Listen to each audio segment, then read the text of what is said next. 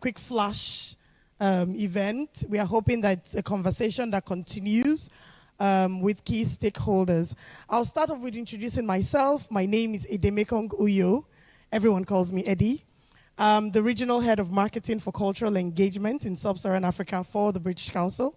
So you're officially welcome to my office space. And I do have a few colleagues in the room.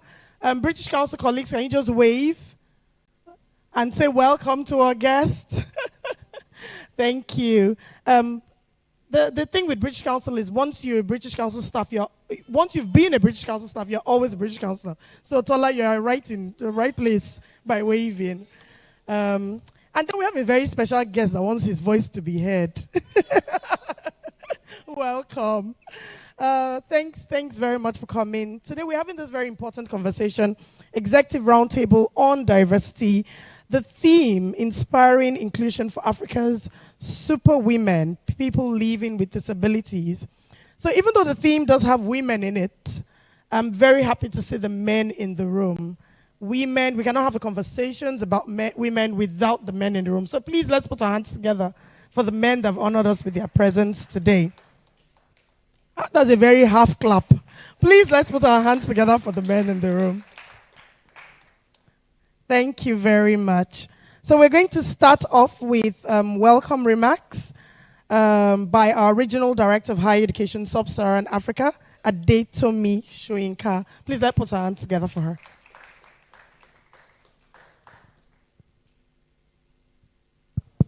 Thank you, Eddie.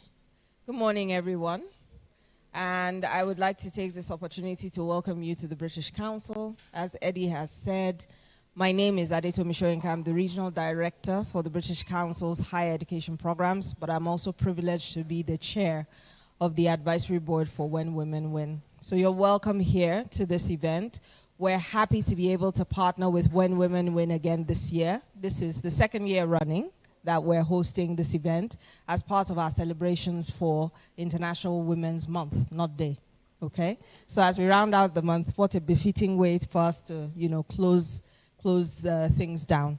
The work that we do at the British Council, equality, diversity, and inclusion is central to it. So this conversation is really, really important to us. I won't take up too much of your time because I know that, you're here for a different purpose, not to hear me go on and on for the next couple of minutes. So I will say once again, welcome. I hope you take away, the best from this conversation. I hope you engage with us. Take the time after the discussions have happened to link with people, network, and we hope to be able to continue to support this area of work. We hope to be able to continue to network and engage with you going forward. Thank you very much. Okay, Tommy's partly signed the check to have this happen. So please, let's put our hands together. Thank you, Adetomi Shoyinka. Like Tommy mentioned, the British Council is not hosting this by itself. We are actually working with a very formidable partner, When Women Win. We did this last year, and we're doing this again this year. Hopefully, we are also looking at having some interventions within the year and not just wait for just the Women's Month, because this is an important conversation to have consistently through the year. So to welcome us again, this time from the perspective of When Women Win, I'm introducing the Executive Director, Motola Uyibanjo. Welcome, Motola. Thank you so much, Eddie. Good morning, ladies and gentlemen. Such a pleasure to welcome everyone here. Thank you so much for coming. Thank you so much for being in the room. It's great to see both new and old faces here. Thank you so much. Interestingly, my aunt, my mom's junior sister, she was speech impaired. And so she could make sounds, but she couldn't form words. And so for most of her life, she spent it, because it was, my daughter says, "Mommy, what did you guys do in the olden days?" So let me just say, in the olden days, when it was my mom's time, there weren't so many interventions and support for people living with different disabilities. So she spent most of her years in-house, basically surrounded by family, loved ones who loved her and cared for her. But she really couldn't extend beyond the home. And for me, when we started having this conversation about what topic should we go for this year, and we started to talk about inclusion for Africa's superwomen, I found it very powerful. Because I started to ask myself, what could have been the possibility of her life if she had more opportunities, like the ones we're going to be talking about today. So I'm really excited about the conversation. At When Women Win, we aim to elevate the voices of women. And I'm really thankful to the British Council for supporting us last year, this year. Yes, a round of applause. Thank you so much. And looking forward to the conversations, looking forward to learning from people who know better, and trusting that we'll be able to leave here with some really strong action points that we can take forward to make sure that the workplace is a better place for our superwomen. Thank you very much. Truly superwomen. We know that we know the challenges that come with being a woman in this climb. Challenges that come when you decide to take up a career. Extra challenges that come when you're a woman living with disability in a career. So because of all those different levels of limitations, this conversation is incredibly important. And to set us the tone of the conversation today, we're going to play a short video that we put together showcasing the superwomen we're talking about in sharing their own lived experiences. Technical team, are we ready?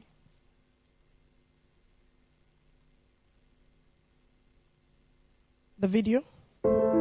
Great, thank you. I identify as a blind lady. I have been living with this impairment since 2007. The kind of disability I'm living with is called spinal cord injury. I live with a disability called cerebral palsy. I have an 11-year-old daughter, beautiful daughter called Oluwalonimi Ainde. She's living with cerebral palsy. I have cerebral palsy myself. What inspires the work I do is my passion for helping children read. Irrespective of being a person with a disability, I didn't want that to stop me, because even before the disability, I was already a teacher. So I've been teaching for over 12 years on the wheelchair now. That was why I had to adopt the means of teaching children online. What inspires you to keep on pushing and going forward? My mom. I continue to work after some rehabilitation and with support from my organization. But the biggest challenge I faced as I continued to work was mindset. One of the challenges I face, being a career mom and a mom of a child with disability is currently I still do my children's school runs in the morning and in the afternoon. I can't just send anyone, trying to get her out of the wheelchair to the car. I would love to monitor that. One of the biggest challenges I had as an employee in Nigeria was lack of accessibility.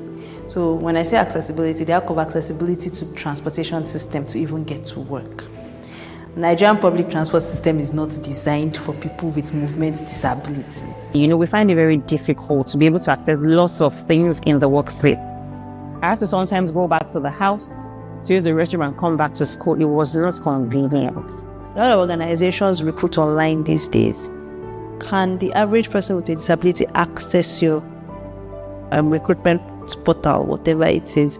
If I'm visually impaired, can my screen reader read it? And then their lack of belief in the fact that I can still bring value to the organization even though I now have an impairment.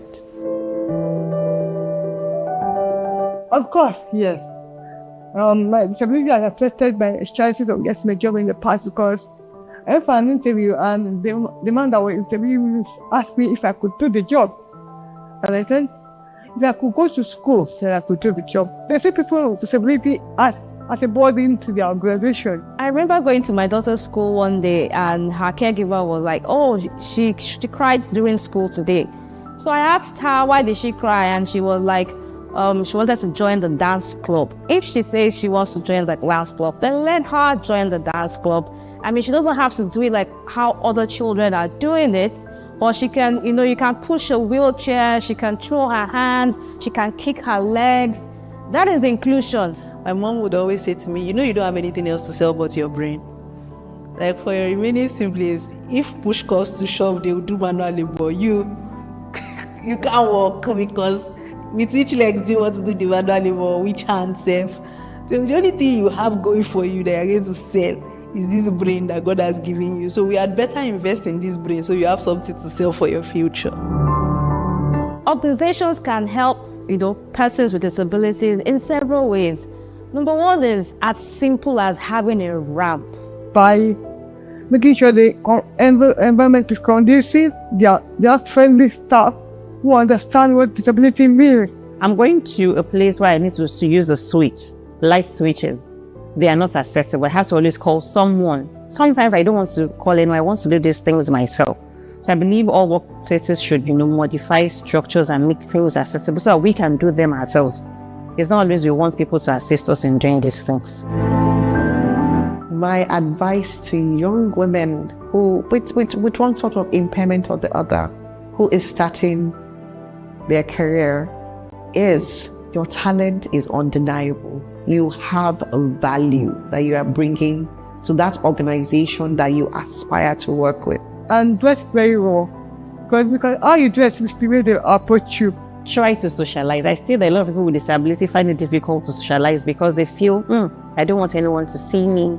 But then that's where depression sets in, okay? For the places that you like, that do not have inclusive statements in the way they announce opportunities in their organization, still apply. You might be the person that would make them start their inclusion journey.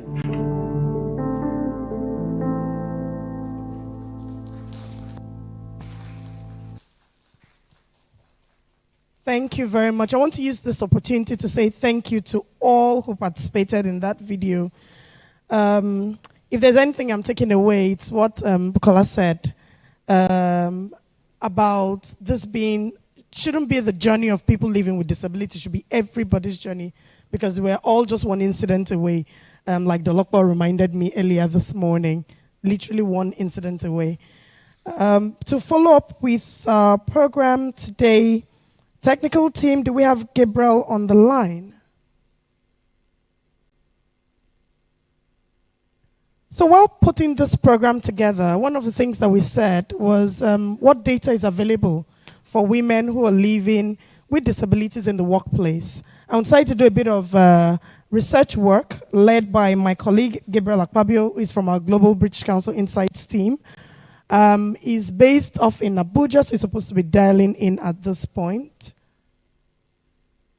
Is he able to? Is Kainde Adolo in the room? I haven't seen her this morning.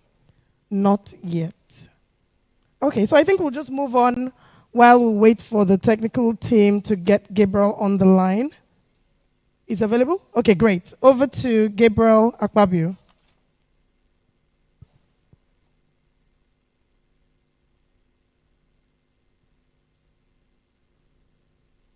Hello, Gabriel, can you hear us?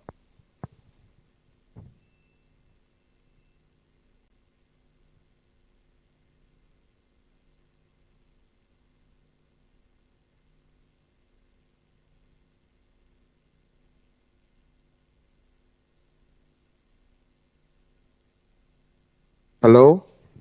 Great. Gabriel, we can hear you. Can you hear me? Yes, we can, but we are yet to see you. Okay. Fantastic. Actually, we can my see you camera now. is on. You can hear me and you can see me. Okay, fantastic. Yes. I just want to check. Would you like me to start my presentation now or is just to introduce? You can go ahead with the presentation. You are live, so the whole room is watching you now. Okay. All right, thank you very much. All right, let me start. Just give me a minute to start sharing my screen, please. Okay, cool. Thanks.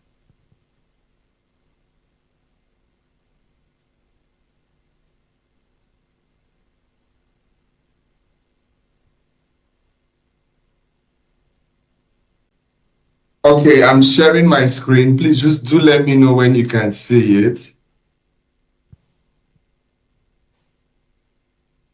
It's coming up, I think, but it's not up yet. Now it's up. Go on. Okay. All right, thank you very much, Eddie. Thank you so much. I really love that video, and I really love the phrase that this is everyone's journey, right? I take personal notes on that. So I'll start with a quick introduction. My name is Gabriel Akpabio, and I am part of the People Inside team. And basically, our role is to help the organization, take better people decisions using data. So today I'm talking about a quick presentation on sex and disability in sub-Saharan Africa. I know some people might say, why are you not using gender rather than sex? But with sex, we are referring to the biological characteristics of male and female. And again, as you will know, gender is more of a social construct. So we'll stick to sex for now. So this was done as a desk research, and basically we did a desk review of disability publications across sub-Saharan Africa. And one of the key findings that we got from this research was that there is a aggregated disability data across the continent. So this particular review just gives us a high-level summary and also recommends that we commission a more detailed research in future. So I'll just go quickly through the presentation to show you some of our key findings. So the first thing we found out was, and which is very, very interesting to us, is that there is actually a prevalence of disability that is higher for females. So basically, females have a higher prevalence of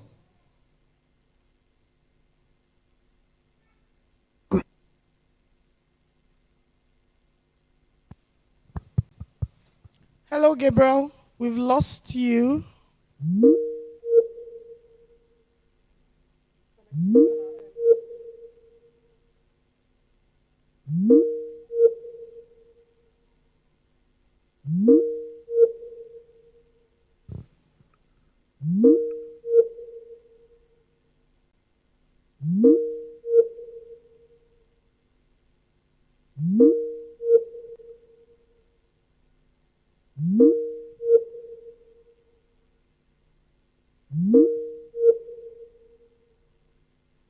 in households where there are multiple children, right?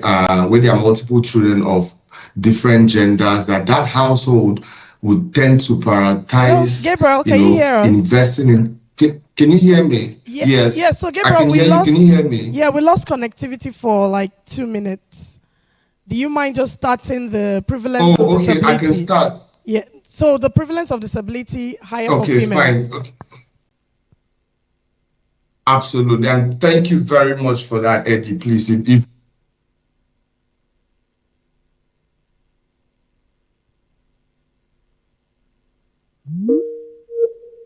So I think the connectivity in Lagos office is bad.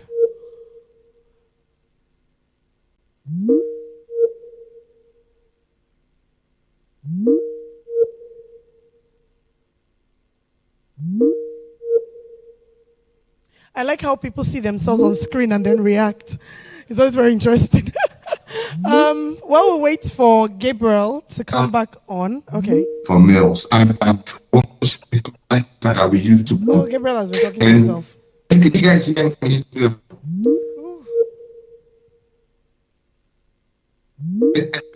With me. I'm just going to. Where's you can't hear me? Okay. People, can you hear me? The technical team.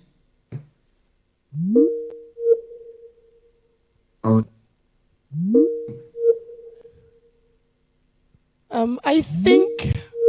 I'm just going to have to. Do we want to pause the presentation and take the keynote address and then come back to the presentation?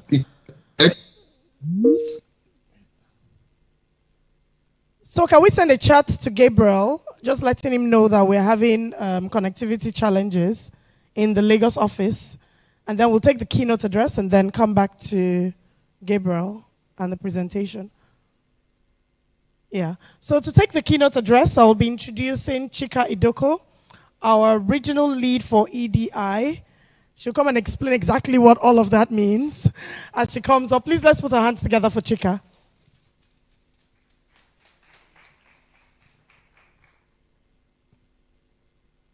Good morning, everyone. My name is Chika Idoko. I'm the Regional Head of Equality, Diversity, and Inclusion for Sub-Saharan Africa. I'm based in Abuja, Nigeria. Thank you very much for being here with us in person and to come and be part of a really important conversation. It's a pleasure to be here with you today to discuss something crucial that touches the heart of workplace diversity. Not just the workplace, but the wider society as well. And we will be exploring the intersections of identities when we talk about gender and disability. It's said that disability is an open club. Stick around long enough and you'll be part of it. So when we talk about inclusion, it's not just because it's for a select few. It's for all of us. Think about it. You start as a baby, you grow through life, you get old, you need care, you need adjustments.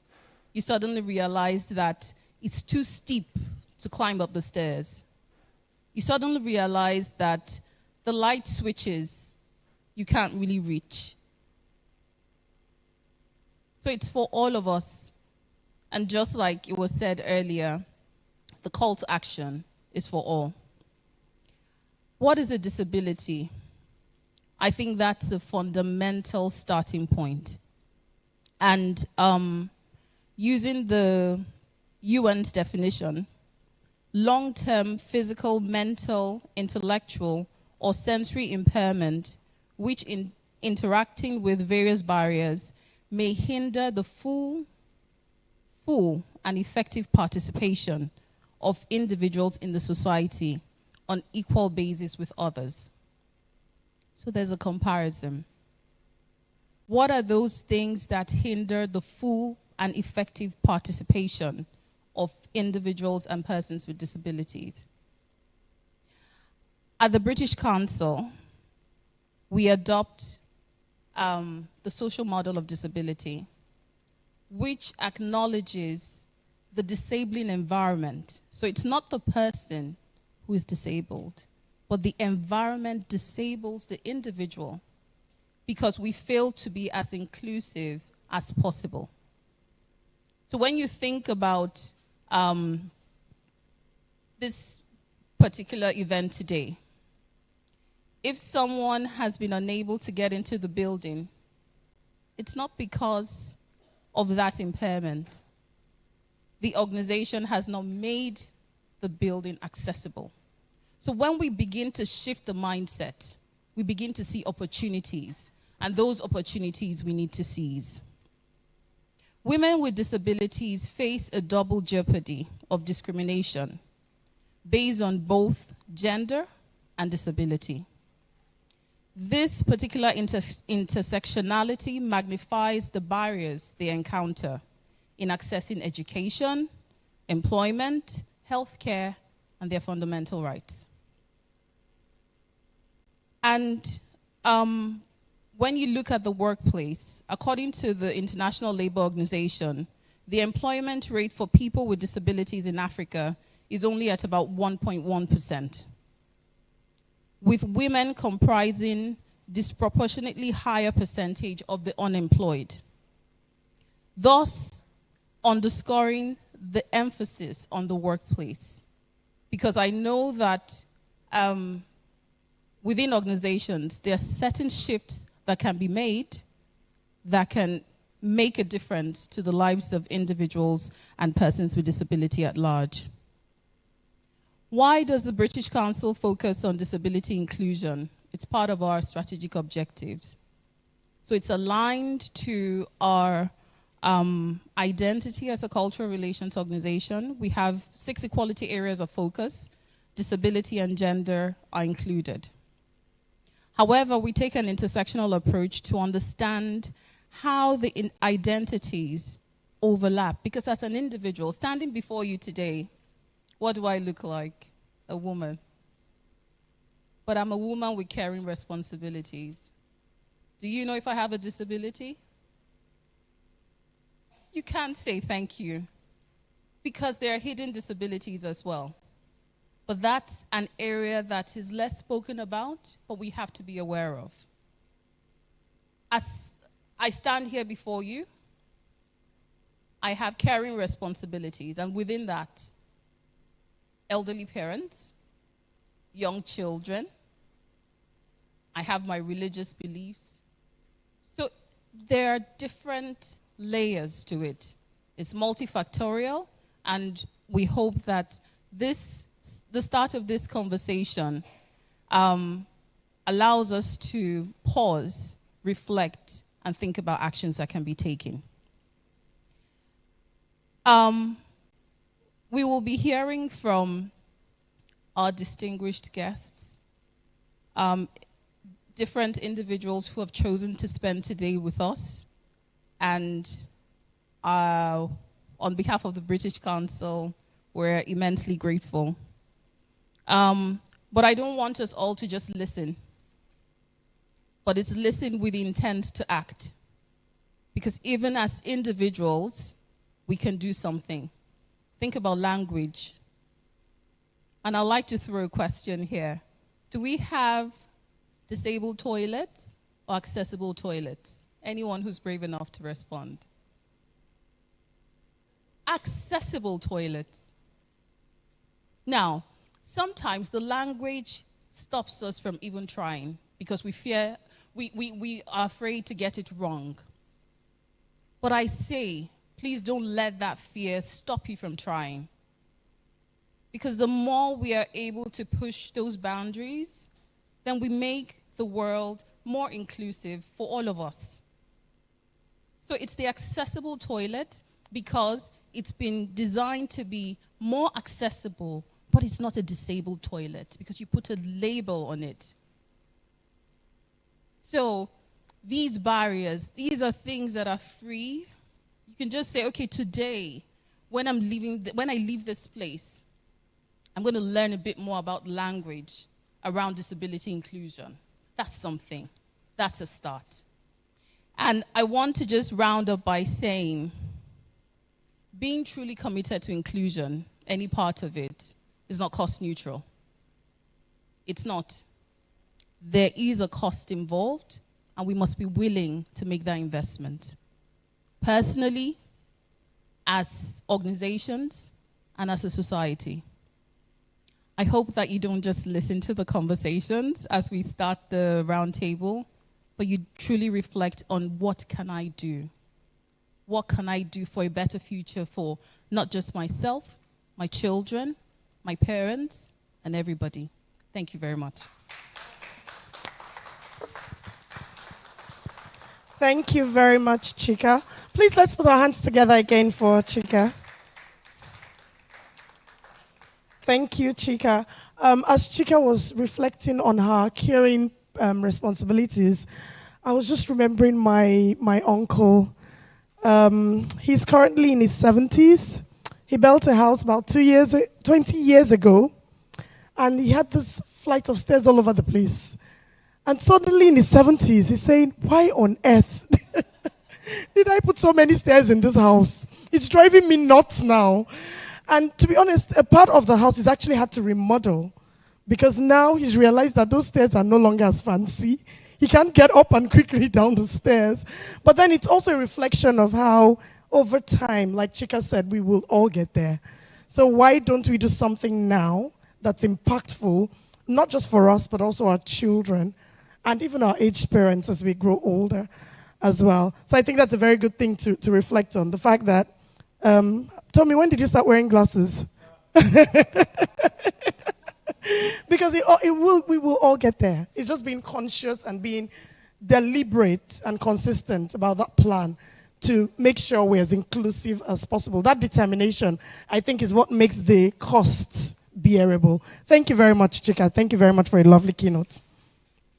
Oh, please, let's put our hands together again for Chika. Thank you.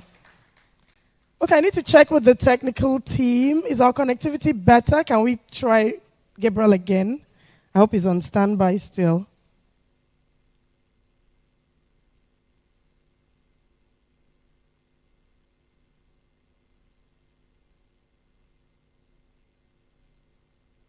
All kinds of things were already registering in my head when he talked about women having more likelihood for disability. I was going to ask why? How? What's happening? You know, really curious to see what the rest of the data says. Yeah. Gabriel, are you still there? Thank you. Eddie, yes, I'm here, Eddie. Can you hear me? Yes, we can. Thank you for your patience. The connectivity in the Lagos office is a bit interesting, for lack of a better word. Can you hear us? Don't worry. I can hear you loud and clear. Okay. You are not on the screen yet. Technical team. Can you confirm? Let me know, Eddie, when you can see my screen. Okay.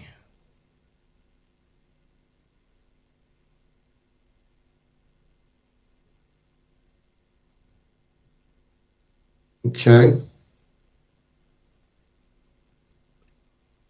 Eddie, but can you hear me in between? Yes, we can hear you. We're just waiting for the technical team to project your presentation, I think. Okay. Yeah. Okay. That's fine. Fantastic. You're up now, Gabriel. I mean, while I'm... Okay, thank you very much, Eddie. Thank you. And Chika, that was a fantastic keynote speech, as always. So I'll get straight into it. Eddie, you were saying it was quite interesting to you to note that prevalence of disability is higher for females. So what I'll do is I'll just talk about some of the postulations that our research findings showed. So one of the things you notice is that this the prevalence of disability being higher for female is consistent. I mean, if you look at the countries that we looked at in sub-Saharan Africa, you can see that it's consistently, the rate of disabilities is higher for females than it is for males, consistently. So some of the postulations include that, you know, when you look at households that have, you know, multiple children of both genders, and perhaps also households that have limited financial resources, you will notice that there's a tendency that they will choose to invest in the earning potentials of the male child. And that that the ripple effect of that might be that the needs of the girl child is left unattended, and over time that might compound to some sort of impairment on their part. There's also the postulation around maternal health, so basically pregnancy and childbearing. So there's the idea that, you know, due to, especially in developing countries, due to things like travel and geographical restrictions, as well as costs and inability for, you know, nursing mothers to access proper health care, that in return could lead to some sort of disabilities that are maternal health related. There's also another postulation around something called IPV, and IPV stands for intimate partner violence. So where one partner, most times the male partner, tends to have controlling behavior, and that might lead to domestic disputes, and in some cases physical tussles that, you know, could lead to injuries and disabilities. And also the research also says that there's evidence that women with disabilities are at a higher risk of being victims of intimate partner violence. So this is something that, I mean, if we're to commission further research, we would like to see, you know, we'd like to get more data around, but research suggests that women with disabilities are at a higher risk of being victims of intimate partner violence. Then there's also an interesting postulation around self-reporting. So if you look at the data, most of what we get here is self-reported. So there's this postulation that, you know, that when you look at self-reporting, that women are more likely to reveal that they have a disability than men. So again, it's research, and it's something that we also like to get get to the meat of the matter by commissioning further research if that moves on. So this is one of the key things we noted, that it's higher for females. And what we also did was we looked at British Council internally. So we looked at the whole of sub-Saharan Africa. And in sub-Saharan Africa, we operate in about 21 countries, divided into 3 clusters: West Africa, South Africa, and East Africa. And when we looked at these 3 clusters and we compared the disability rates for females versus male, it also came out true that females have a higher disability rate than male. So if you look at the West Africa cluster, which comprises of Senegal, Sierra Leone, Ghana, Nigeria, Cameroon, females within the female population, they had a 3% disability representation. And for the males, there was 0%. When we looked at South Africa, Zimbabwe, Zambia, and some other countries, including South Africa, we found out that the female population, within the female population, they had 2% of them had a disability and none was recorded for males. And then when we looked at East Africa, it was the reverse, where there was no representation of women with disabilities, but we had a 1.1% representation for males. And that 1.1% is actually coming from one country, which is Rwanda. And I think we have an idea as to why that would be the case. So again, when you compare it, female, the rate of disability is higher for females than males. And I also had a colleague sort of do a quick check globally, and she reported back that even when you compare across other regions like Europe, South Asia, East Asia, that it does seem that female disability rate is higher than it is for male. So that came out strongly from our research. The second thing that also came out was that rural dwellers are more likely to be disabled. So if you compare people that are rural dwellers to urban dwellers, and we compared this across a number of countries, consistently, with the exception of South Africa, but consistently, people that are rural dwellers were more likely to be disabled than men. And again, one of the things that the research is suggesting here is that the issue of proximity or access to healthcare might be an issue. So rural dwellers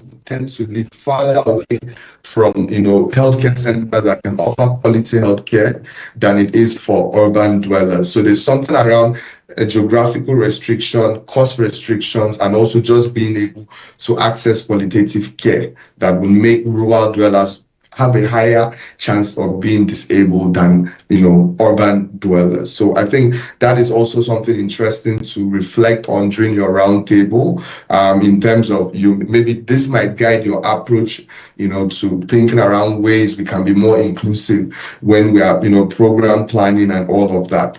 Another thing that also came out from the research was that males with disabilities tend to have a higher representation in the workforce than females. And I also just at this point note that generally the employment rate of people with disabilities are below that of the overall population. So if you look at a country like Zambia, or let's say South Africa, the employment rate for persons living with disabilities is 12%, while the employment rate of the general population is 45%. So generally, people with disabilities tend to have a lower employment or labor force participation rate than the general population. And even with that, there's this added layer that then says that males with disabilities tend to have higher representation in the workforce than females. So when we looked at some research that was commissioned by the World Bank, they basically had 2 categories. They looked at low-income countries and high-income countries. And for both low-income countries and high-income countries, because they did this research across, I think, 7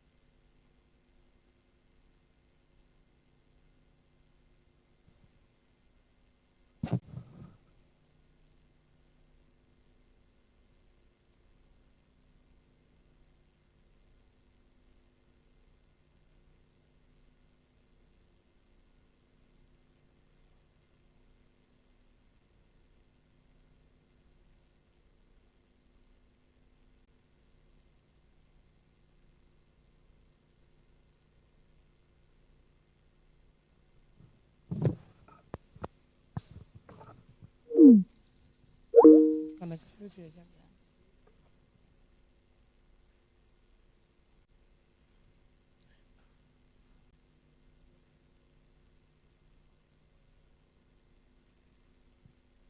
So it appears we've lost Gabriel again.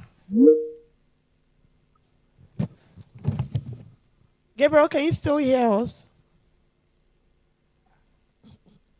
I think we've lost Gabriel again. Gosh, just when the presentation was getting more interesting.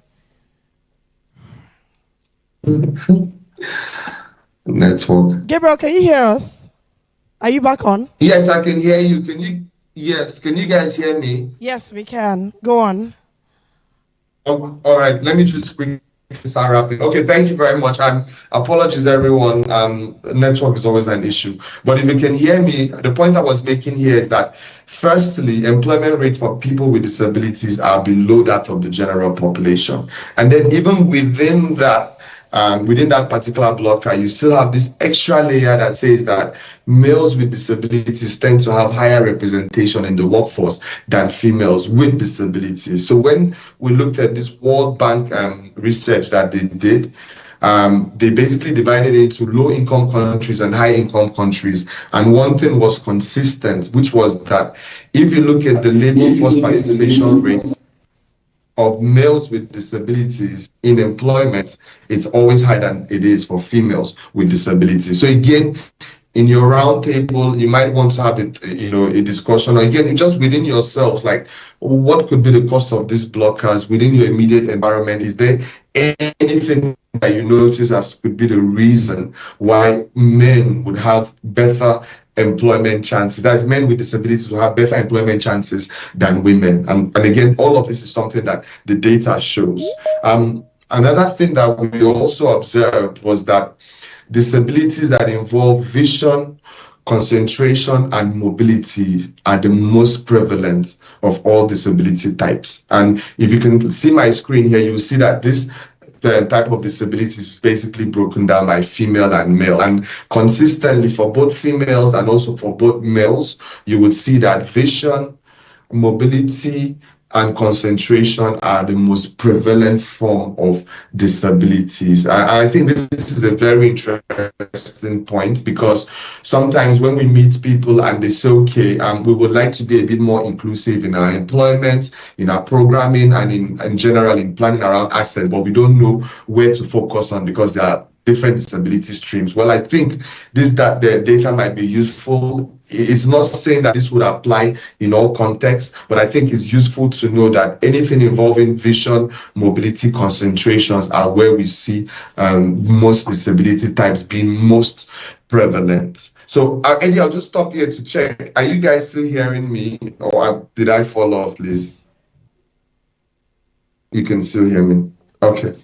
I'll go on. So this we found very interesting. Now, for us, in terms of further research or taking this forward, we have some likely areas of concentration that we would like to look into. We would like to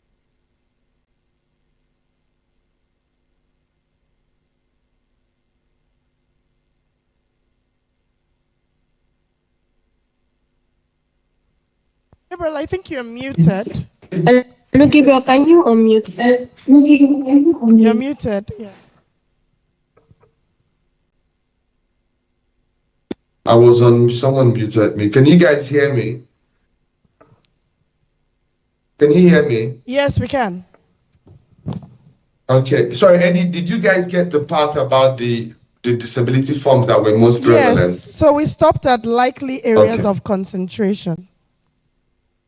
Consideration. Thank you.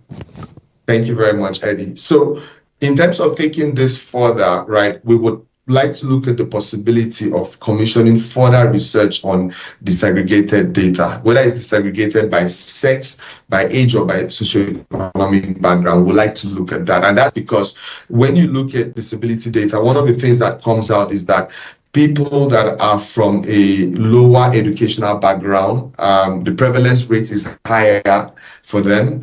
People that are from lower socioeconomic backgrounds, prevalence rate is higher. And we also, the research also supports that, as you know, as you go upwards in age, there's a higher likelihood of you being disabled. And it goes back to the points you made earlier, Eddie, around, I think, was that your uncle that built that house that had lots of stairs? And then as he aged, they realized that, okay, I had too many stairs here. But, these are factors that do impact on if a person has a disability or not. So we would like to sort of commission more research, segregated data, by the way, to see how does this apply? Do we notice similarities? Are there huge gaps when you look at it by sex or by age? So we'd like to know more about that. We would also like to look at things like percentage representation of females with disabilities in both formal and informal work, and also maybe to look at if there's any pay gap disparities between persons that are living with disabilities and the general population. There's another point we also like to focus on, and again, these are all likely areas of consideration, is what percentage of women with disabilities are in political or leadership positions. And when I was having a conversation with a colleague, they pointed out a fact that if you look at the previous administration and this administration, you would hardly see any political appointment that is of a female with disability. Rather, you would mostly see political appointments that are males with disabilities, which goes back to one of the earlier points that I mentioned. So again, we'd like to get into this a bit more, understand what are the drivers, are there any factors, and also to look at things like general labor force participation rates disaggregated by sex. What are the drivers? Is there prevalences that we should be aware of? And also finally, just to say that in your deliberations, in that roundtable discussion, you can also think of, are there other areas based on your experience that you would like us to narrow down, you would like us to focus on? Are there any areas, data points of interest that you think would be useful in us, understanding a bit more around disability inclusions and how we can, mainstream it further? But I'll just stop here. And just to say that these were the major points that we found out, and that we hope you found this points interesting and that it will be useful for your discussions. Thank you very much. Very much, Gabriel. With all the technical challenges, we still went through the presentation. So thank you for your resilience and tenacity that we all need to operate in this environment. Thank you very much, Gabriel. But I think it sets a very interesting foundation to the conversations that we'll be having here today. Before we go into the key conversations, I'll invite in Kehinde Adolo. Oh, Kehinde, you're in the room. Great. Please let's put our hands together for Kehinde. She's going to give us a spoken word piece based on the theme of the session today.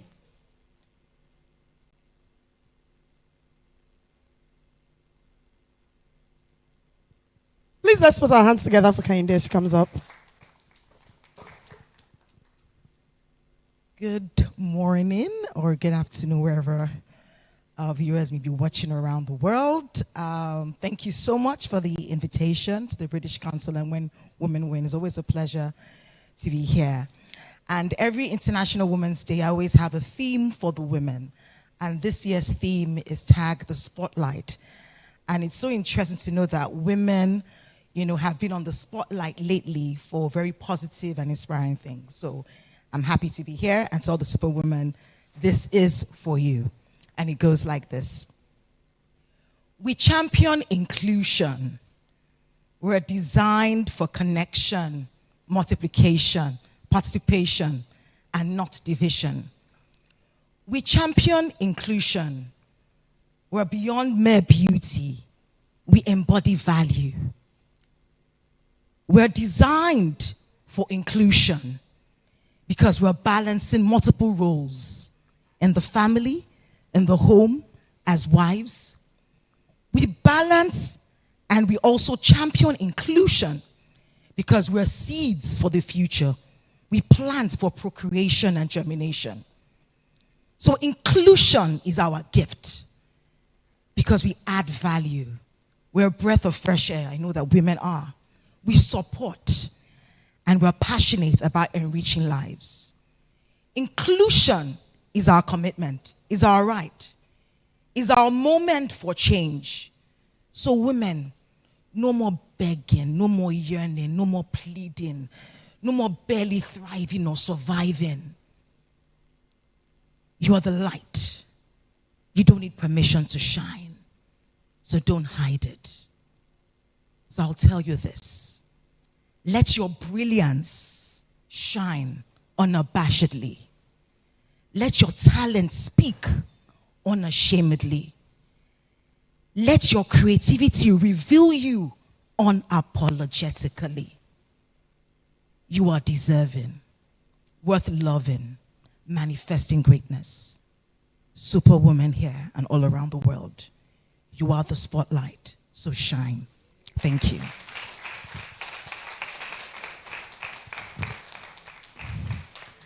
Thank you, Kehinde. Thank you so much for that. For a moment, I actually believed I could physically fly. Thank you. That's the power of words. Thank you very much, Kehinde.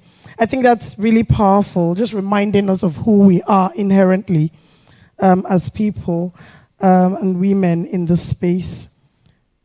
Because we have a little bit more time, while we wait for the regional director to join us, I don't know if he's online yet.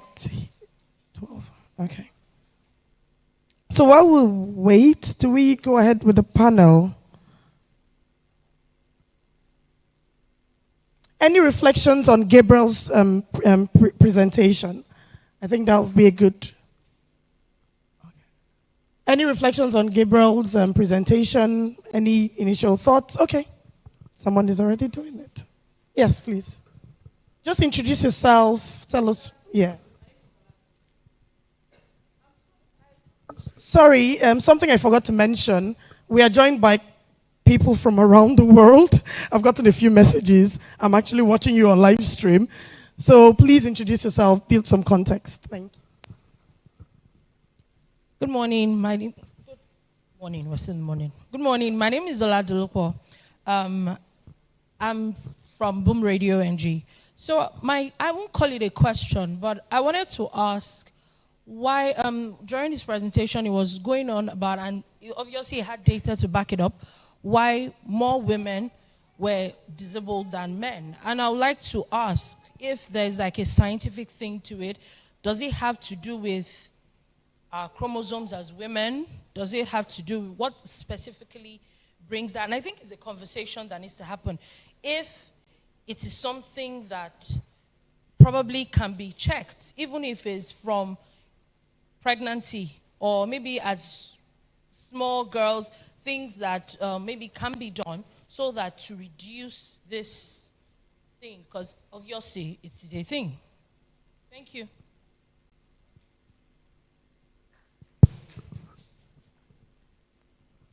Thank you very much. I think it's an open... I'm equally as curious as you are. It was the exact same thing. I said, why is it that women have more propensity for disability? But I don't know if there are any thoughts in the room. Why is it that more women seem to have disabilities than men in those countries? Any initial... There are postulations at this point. Oh, there are hands up behind. Oh, Toby, over to you. We need a roving mic. Thank you, people. Thank you. Thanks.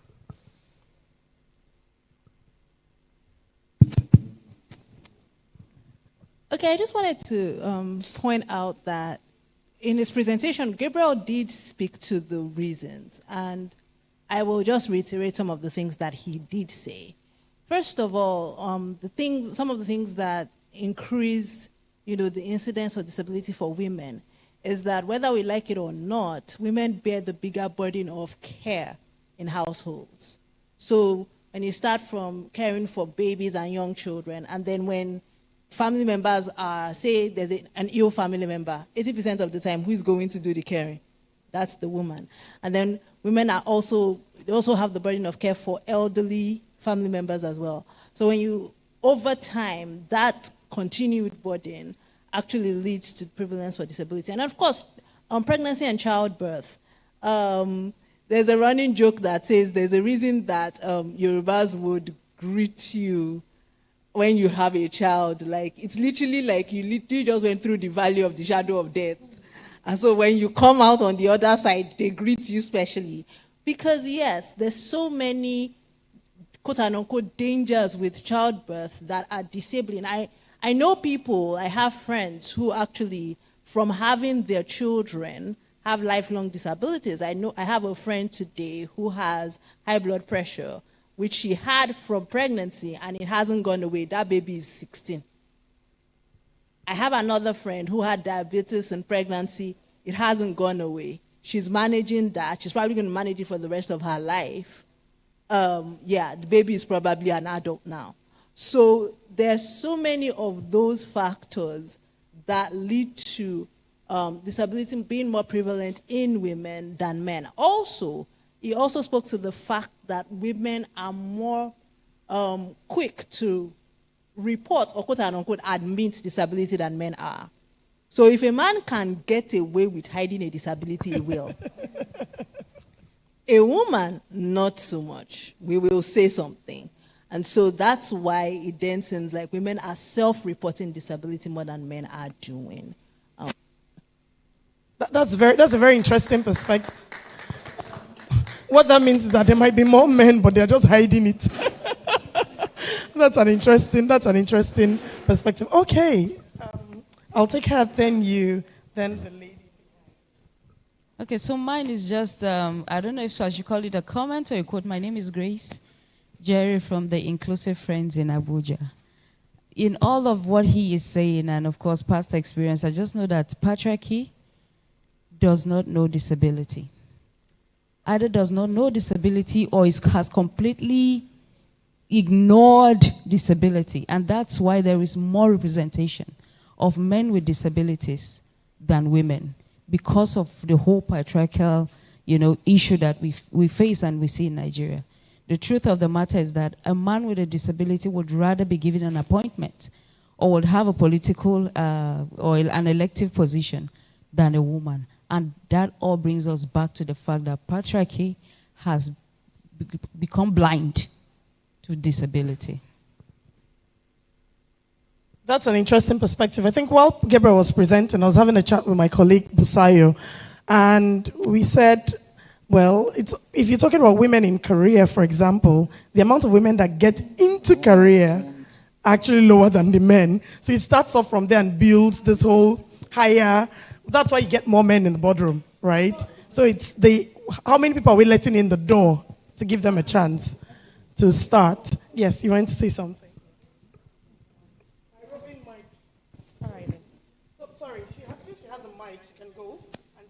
Yeah, good morning, everyone. I'm Sanusi Fauza Tolubukola, and from the discussion, I just want to add to what she said, that why is it that women are more inclusive? Personally, my own disability is invisible, and it is lupus. So it's actually triggered by my hormonal system when I started my childbirth. And so there are some disability that will come just naturally. And the world don't know about some of these things. Lupus, I have a community of lupus warriors now from childhood. So there are questions like, how can we test for this at early stage? A lupus warrior cannot do a lot of things. I want to walk, but I'm induced by stress. So there's somebody that has lupus that don't even know. We have triggers, and we keep being wrongly diagnosed. I had 10 years of wrong diagnosis, so you can imagine what people are going through. So I think we should look at some diseases that are not sane. There are a lot. I can't stand for long. I can't sit for long. I can't do anything for long. So it's an invisible disability that people don't even know about. So we need researches into things that happens to women at birth. It's a reproductive disease. And then men too do have it now too. And it is worst in men. It is the ratio 9-1. So I think, 9 women, out of every 10 people, we have 9 women and 1 man. But it is worst in men. So thank you. I think that's really a really interesting perspective you put to it. I think we had a conversation with Toby earlier about invincible disabilities, and it's something that we need to start having a conversation, at least a conversation on. The lady behind you first, and then we'll take you last. All right. Thank you very much. My name is Thelma Osuhor. I am Operations Director at GE Vernova, General Electric. but I'm also the DEI leader for Sub-Saharan Africa as well. And thank you very much, British Council, for putting this together, but also inviting people like us to listen and have those conversations. I think one thing I've taken away already is the way Chika phrased, sometimes it's not about the individual being disabled, but the organization really failing to enable. So if there's something I've taken out today, that's the primary thing.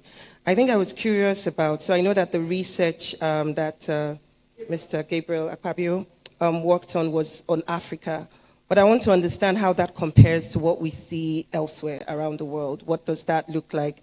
I know that in other parts of the world, more than likely, there are more studies and data generated already. So it's some curiosity to understand what does that compare to, and how can we sort of draw threads between both, and if there are things we need to be looking at differently in the region. So it's just something I think would be interesting for our dialogue. Fantastic. I think that's something we've noted, and we'll be taking on. I'm nicely looking at Chika to say, Chika, they are giving you more work. But I think absolutely, like I mentioned, we are not stopping at just this. This was for us to even scan the space and see what data is available. But absolutely, there's a lot more digging that I think needs to happen as a follow-up to that presentation. Do we have Moses ready? The regional director. Okay, so while we wait to get confirmation from technical team, please. The mic, roving mic. Oh, he's not yet there. Okay.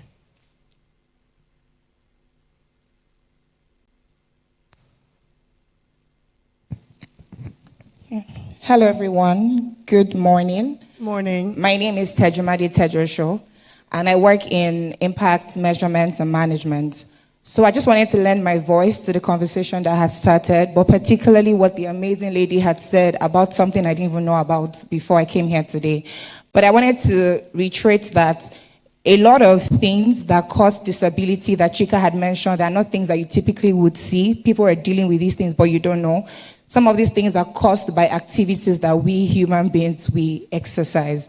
I was to be part of a research that was regarding the effects of open defecation and how much it affects women. So I wanted to make mention of that to say, you know, we have menstrual health and all this type of things. I don't have all the numbers yet now, because I worked on that about 2 years ago. But it's just to state that when we do not provide accessible toilets for women, you know, the dangers, it affects women more. When women are in environments that where open defecation is more practiced, these things cause diseases in them, especially for younger women who, you know, get into marriage at a very early age and all of these things. So this is one thing that we can take out of here today to determine and agree within ourselves not to practice open defecation, because it causes things that have ripple effects in the dangerous aspect for women. And these are the things that can increase the statistics about disabilities and the other things that we're speaking on.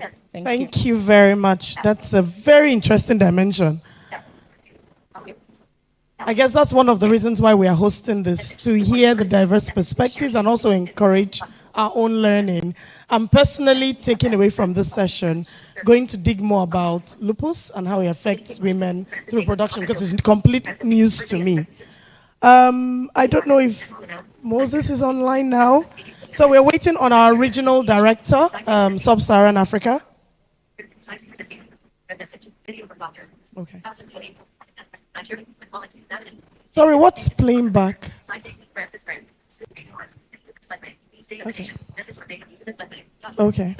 So while we wait for our regional director, Sub-Saharan Africa, Moses Anibaba, I'm going to start off the panel conversation. I won't be hosting, with introducing our moderator, Fabia Ogumeko. Please come up, Fabia. She's the executive director for Women in Successful Careers. Please come up, come up, come up.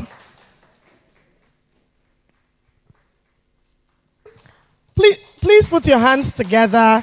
As you can see, the conversation is already happening. Have I mixed it up? No, just except I'm not the executive director of Women in Successful Careers. Not for the last 1 year, at least. I am on the advisory board, though, so I'll take it. Okay, so good. Is it afternoon yet? I think it's just afternoon. Good afternoon, sir. Okay. All right, okay. So we might be interrupted once the regional director comes on, but we will push forward with the conversations. Right, so we've heard quite a lot already so far, and it's been quite insightful. Would you agree? Yes. And a lot of learning has already taken place. A lot of great context has been set, and we've already, heard a lot of guidelines and data, which has already begun to spark our thinking and even some takeaway concrete actions. So I'll just reintroduce myself. My name is Fabia Ogumekon, pronounced Fabia, and I'm a development consultant and a women in leadership advocate. Persons with disabilities, and I've been privileged to have been correct talking about is language and the language of disability. My initial opening statement had persons living with disabilities, and I was corrected. And it might sound like something small, but it does make a difference, and some of our esteemed panelists will explain why. So persons with disabilities are frequently not considered potential members of the workforce. And women, like we've heard from and seen from the data, with disabilities face even more difficulties accessing the job market compared to their male counterparts and other women living with disabilities. We've seen from the data that 53% of males with disabilities are more likely to be employed compared to 20% of females. In the panel the conversations, we will explore why. Perception, fear, myth, and prejudice continue to limit the understanding of disability in workplaces. And this statement is an extract from the Joint National Association of Persons with Disabilities, Nigeria, a LinkedIn post. So our conversation will aim to accelerate progress and bring us closer to creating a more inclusive work environment, hopefully, and will encourage the growth and progress of all women, including persons with disabilities. So our objectives for our conversation: we hope to learn from the experiences and perspectives of PWDs to challenge misconceptions and stereotypes. We hope to recognize and celebrate the achievements of people with disabilities as inspirations that they are, and you will see why when as the panel conversations progress. And we would also like to discuss and identify solutions to help inform mechanisms for supporting and empowering people with disabilities in the workplace. So without further ado, I'd like to introduce our panelists and invite them to please come up on stage. Mr. Kola Olubodi. Is he here? Okay. Can I just introduce him? Okay. So Kola is an adversity quotient expert. He's an author, a public speaker, coach, and counselor. He is widely acclaimed as Africa's leading background check expert and the pioneer of the background check industry in Nigeria. I think that deserves a round of applause. He also serves as the inaugural chairman for the Society of Professional Background Screeners in Nigeria, and authored the impactful book Through It All, memoir of many trials and triumphs, chronicling his life challenges. You're welcome, sir. And I think we will pause to hear from the regional director.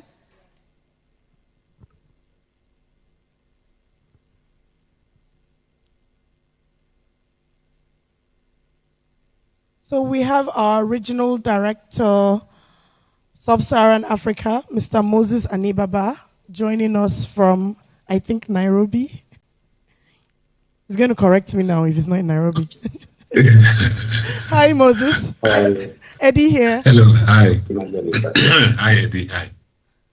Okay, so you're live, Moses. Okay. Well, yeah. Good morning to you all, and greetings from Nairobi, a great city. My name is Moses Zanibaba. I'm the regional director for British Council across Africa.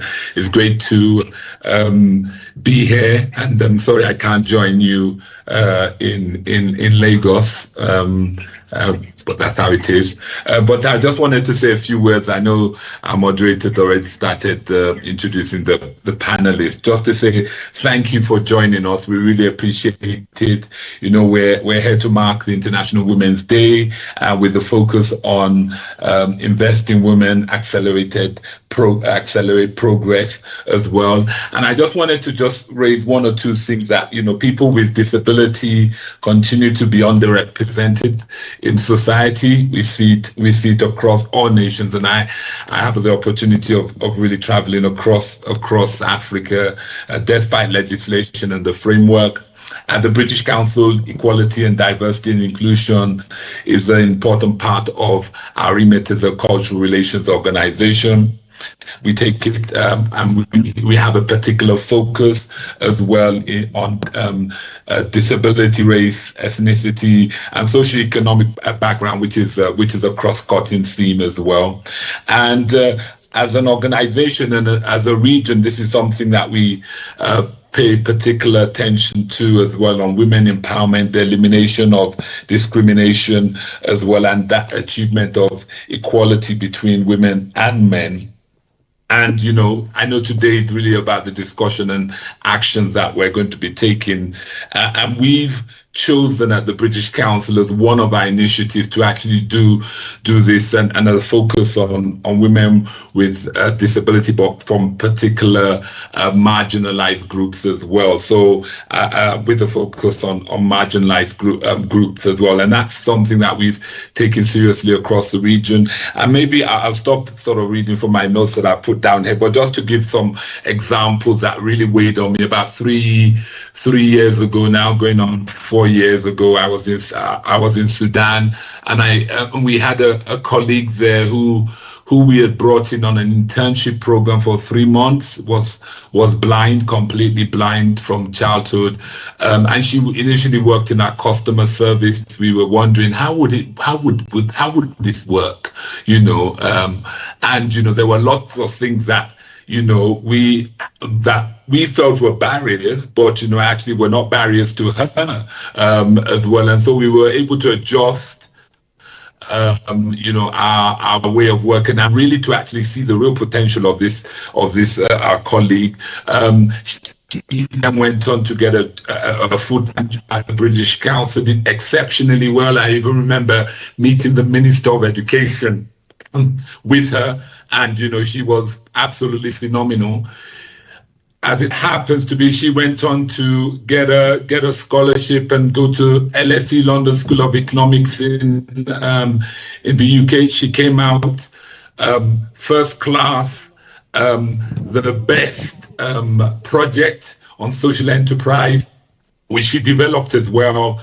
And you know, for me, that along, and the other day I was even just listening to watching Dragon's Den, and there was this lady entrepreneur on who was autistic, and you know, and she was putting together her presentation, and it was fantastic as well. She got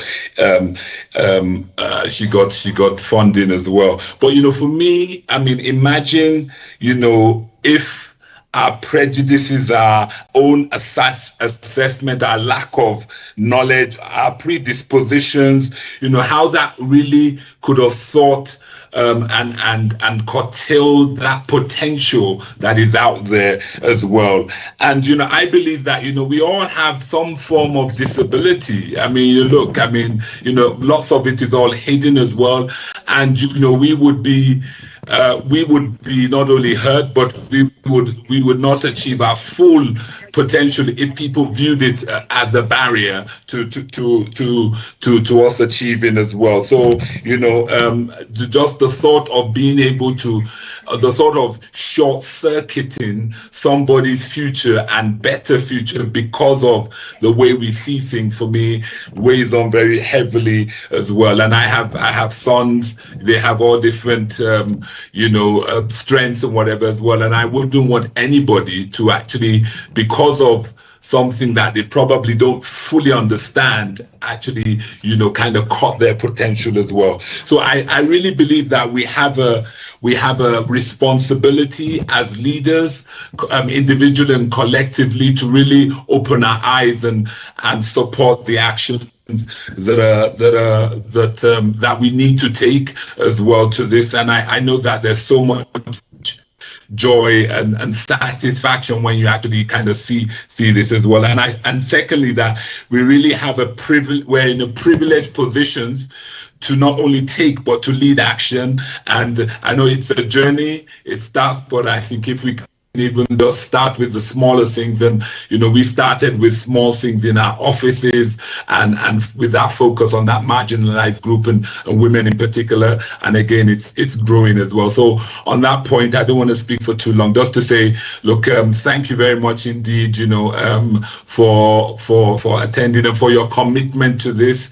And I believe that we can continue to make strides in this journey and really affect the lives of people that some of them may not thank you for it, some will do, and I can tell you that there's no greater achievement than to actually kind of see the potential of women with disability being really fulfilled and to really open our eyes. So thank you very much, and I hand back to Eddie and the moderator. Thank you.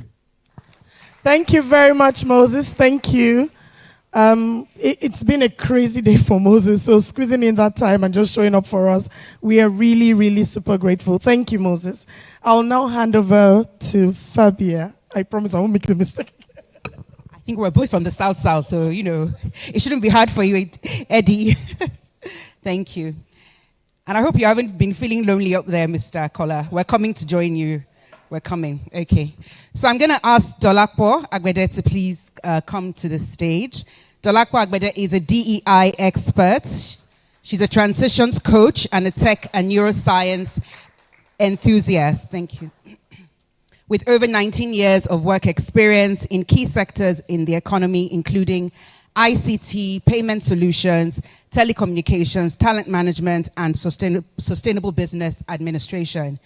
Dolapo is a disability inclusion advisor at the Joint National Association of Persons with Disabilities, JONAPID, the umbrella body of all disability groups in Nigeria, where she leads multi-sector engagements on mainstreaming productivity opportunities for talents with disabilities. She sits on several boards and coaches via her Thriving in Transitions program. Welcome, Dolapo. I'll invite Toby Loba Ajayi next. Toby has over 14 years of experience working with various organizations in the disability management sector in different countries. She holds a degree in law and was called to the Nigerian bar in 2008. She holds a master's degree in international law. She started by working on disability policy as a member of the Nigerian Vision 2020 policy drafting team, and went on to work with various NGOs in a quest to improve the lives of persons with disabilities. In March 2017, she launched the Let's Get Cerebral Palsy Kids Learn Foundation to promote inclusive mainstream education for children with cerebral palsy in Nigeria. And this was born out of a realization that children with cerebral palsy were being excluded from mainstream education in the school systems in Nigeria. Welcome, Toby.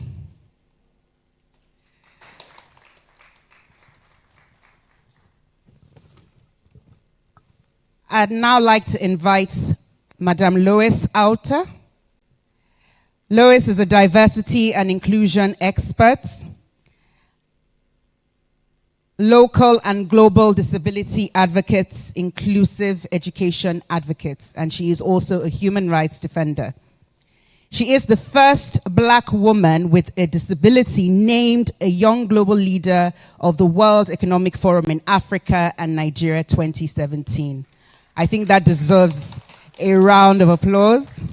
She broke records. She's a record breaker by being the first woman with a disability who ran for the House of Representatives in 2019 amongst 4,080 candidates in Nigeria.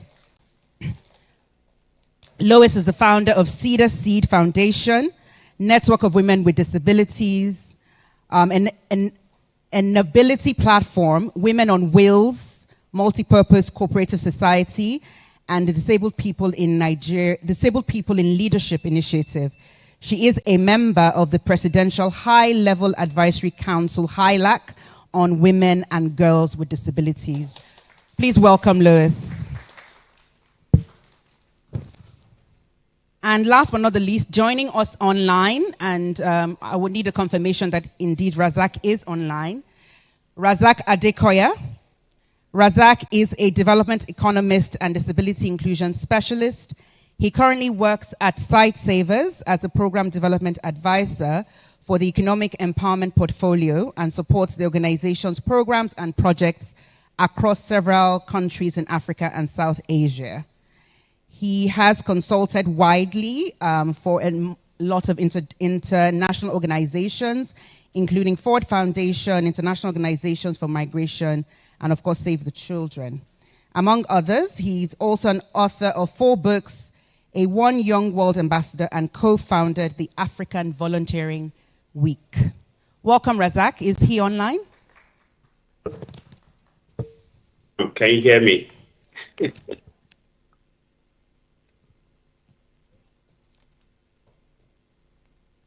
Hello, can you hear me?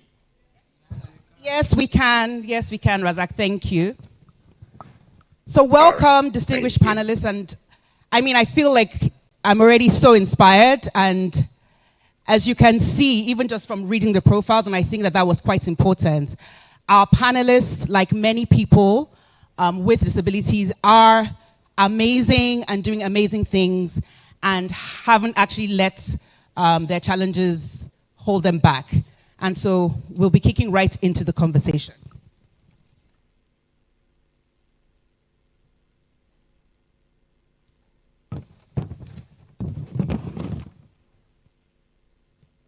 So I'd like to start with you, Lois.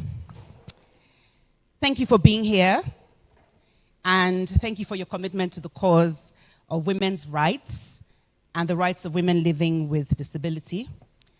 Women with disability. Women with disability.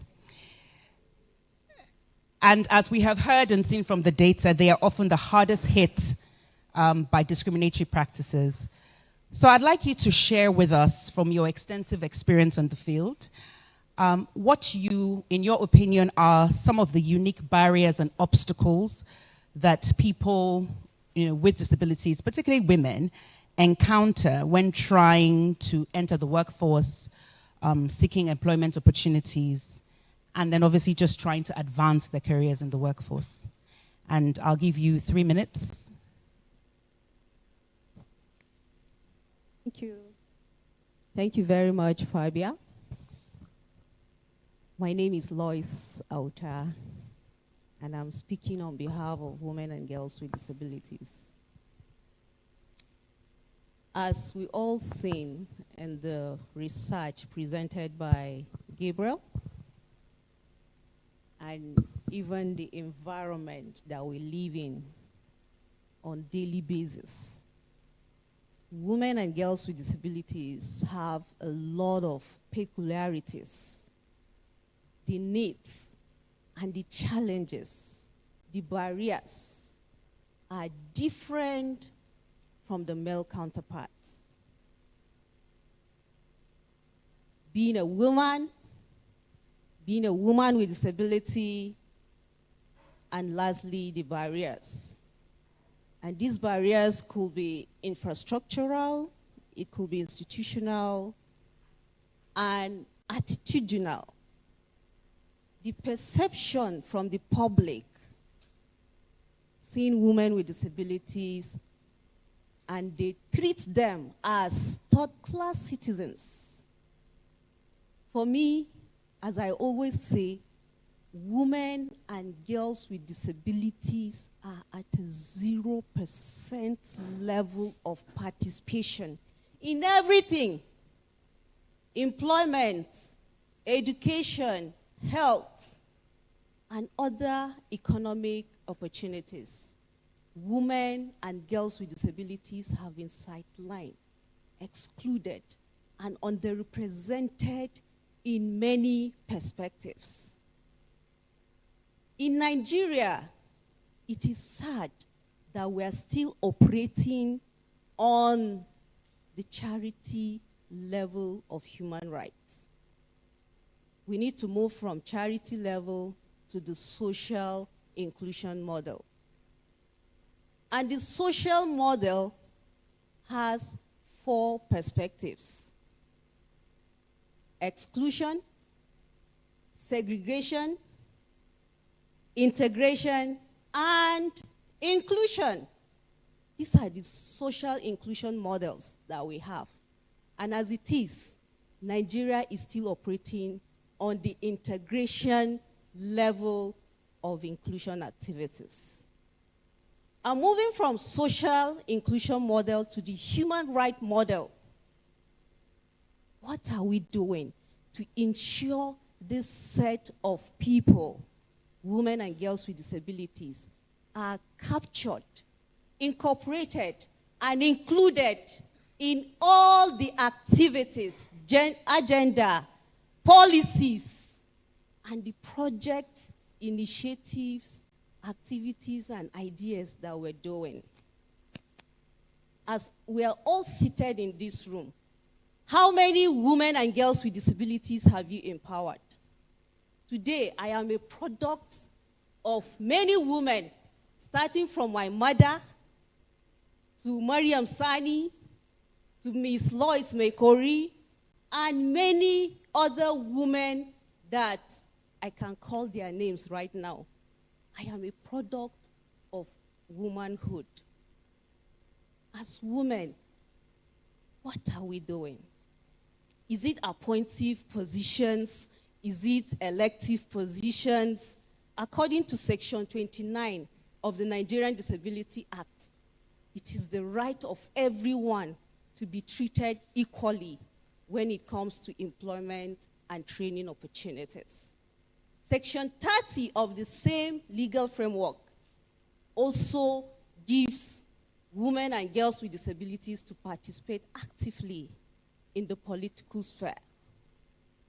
Article 27 of the United Nations Convention on the Right of Persons with Disabilities also states that persons with disabilities should be treated equally when it comes to work and employment.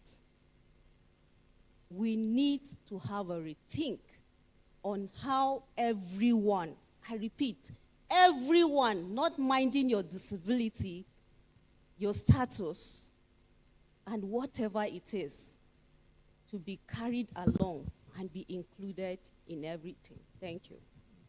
Thank you very much, Lois. Please, can we give her a round of applause? Thank you so much. And I'll just stay with you and just to expand on that point for another 2 minutes. You spoke around moving, and I think that was very poignant, moving from seeing disability as just charity, right? And approaching it from a human rights perspective. Yeah. And you've also begun to speak about that by even sort of referencing the Disability Act. How many of us in the room realize that there is an act called the Disability Act and are familiar with the provisions in terms of how it relates to us and our obligations, even in the workforce? Show of hands. So definitely this conversation is needed, and I think there are already action points. So Lois, you speak around the human, how in practice can the Disability Act, for example, be mainstreamed into organizations? What are some of those provisions that behove on employers, for example, relating to when it comes to, employing people with disabilities? and perhaps some of those considerations that they should take into account. Can you share some of that? Yes. It is time that we move from exclusion to inclusion, from inclusion to participation, and from participation to representation. And that's when disability policy comes in your organization. I heard General Electric, they are here in the room. Do you have a disability policy in your organization? And other organizations that are represented here. Let's start from disability policy. How many percentage of employment opportunities are you reserving for graduates with disabilities? We are very brilliant people. We have graduates in our midst that are looking for jobs and other opportunities everywhere.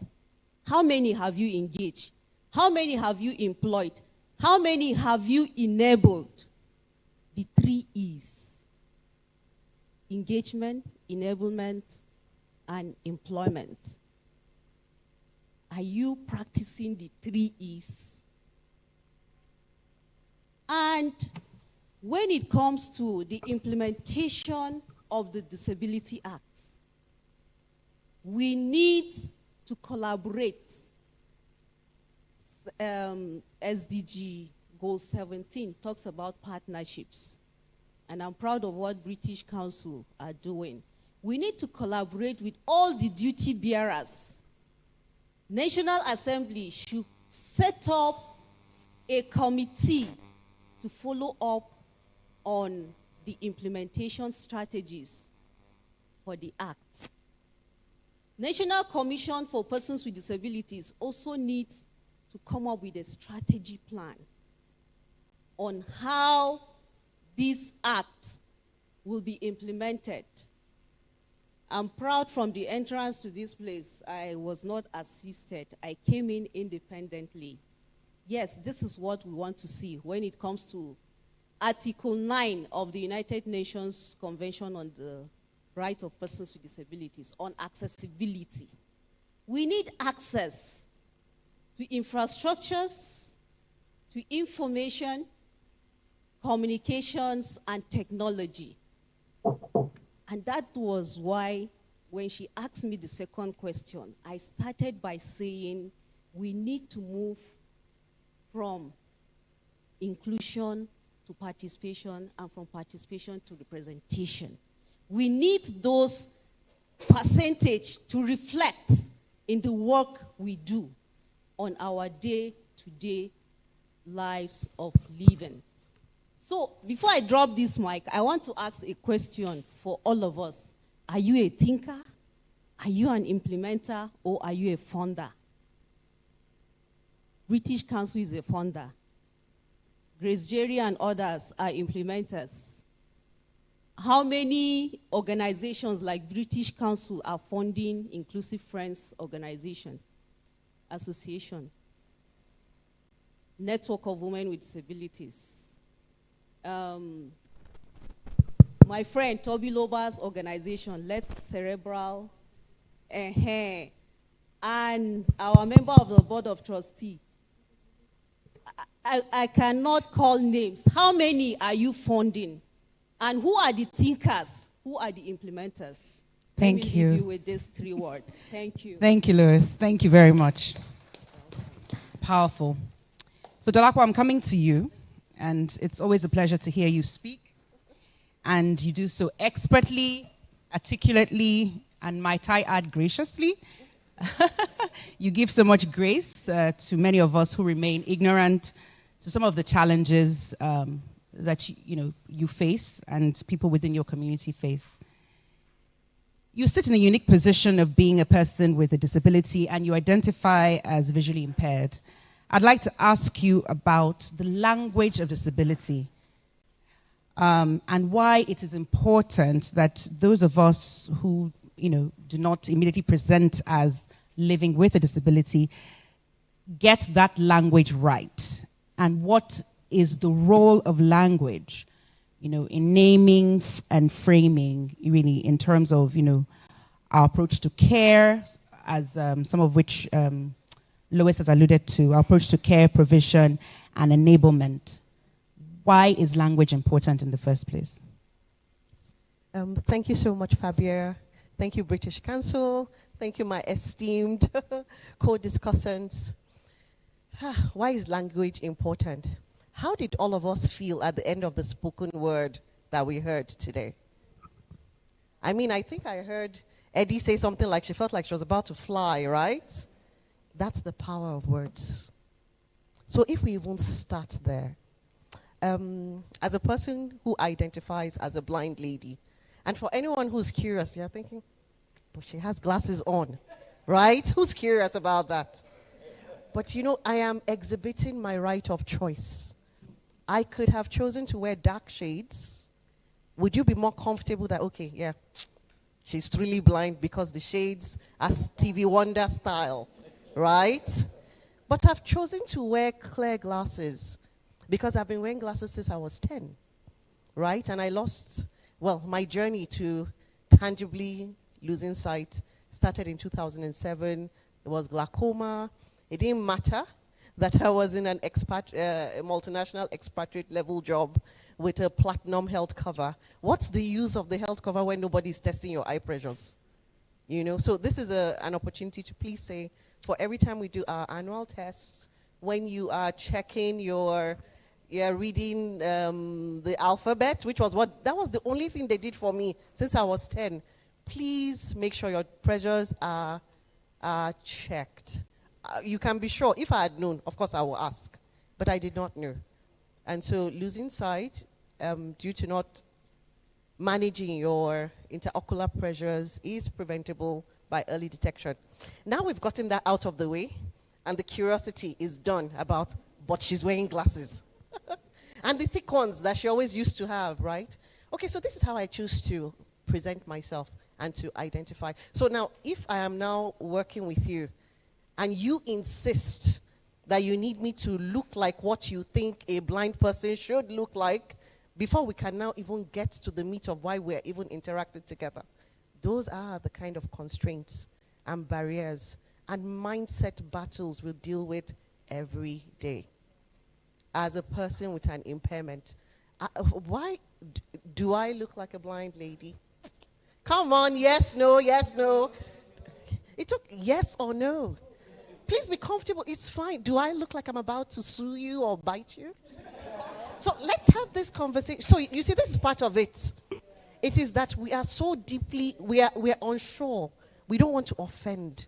So what would we, if we had a choice, would we rather run away? We would rather not engage. So just because we are unsure, and why are we even unsure? It's not, we are still those people that were raised by people who said impairments must be hidden away. There's a definition of what is acceptable and what is not. And what is different should be hidden. But we are all, I mean, for everybody that is on this panel, maybe, probably not yet, because I pray you live to a ripe old age. And, it's the most important thing is when we choose to show up, accept us. When you are not sure of what to say, ask us. So while you are so worried about what should I say, what should I say, what should I say, you've whipped up this storm within that even when I start to speak, you can't even hear me. Do we understand that? I'm going to, before I pause, bring a scenario in front of us. Persons with little stature, little people, persons with dwarfism, how many of them do we see in the workplace? Because our society somehow has a, do you know where subconsciously we all expect them to be doing skits? Yes or no? Or doing comedy? That is where they belong. Says who? So now, by the time someone with small stature has decided, I want to be different, I want to have this job in a corporate space They've done the work of education. Can you imagine that they were teased all through? You can imagine, right? Can you imagine that they were teased all through? Secondary school, university, NYSC. Can we imagine that they were teased all through? All of us in this room, are we like corporates of people who would have teased them? Who might not have wanted to identify with them? Just because when both of you stand, the person you are talking to is high level to your groin. Is that comfortable for you? Yes or no? It's not comfortable. But if that was a 5-year-old child, would that be comfortable? Yes or no? Because what? That's a child. But now you're dealing with an adult. And just because they present in a way that you are not comfortable with. What I would say about languaging, because it's not a one-size-fits-all.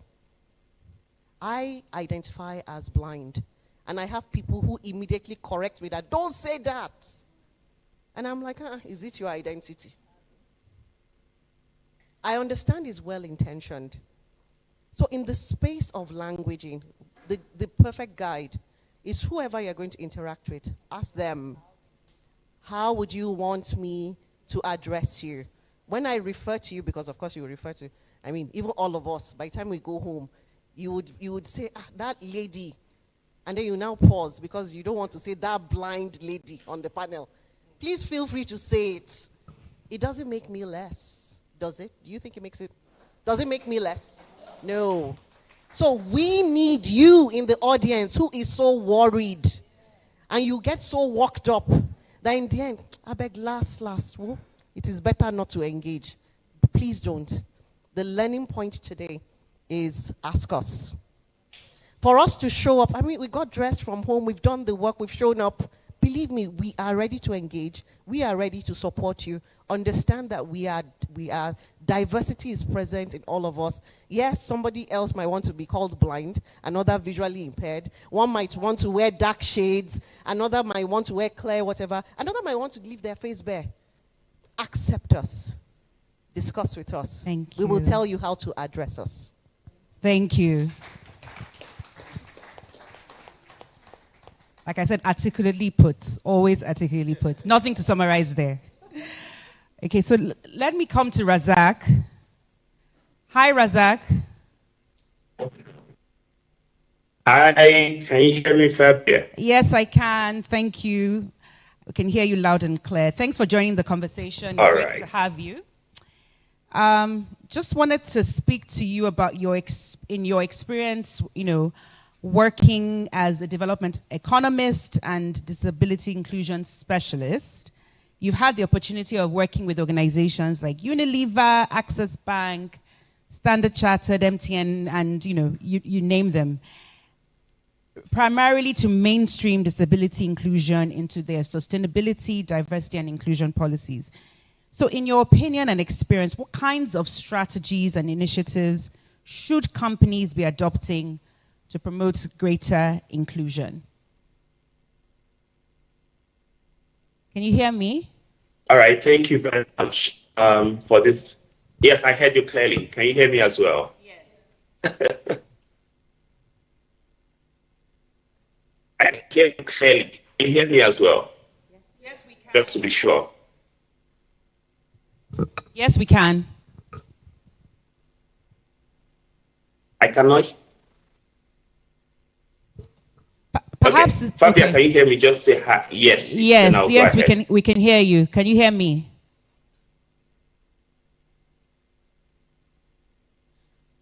All right, I can hear you, so I'll go ahead now. So from my experience, when it comes to private sector companies or multinationals, I think there are about 3 to 4 things in terms of the strategy they've adopted in mainstreaming disability inclusion into their DEI. The first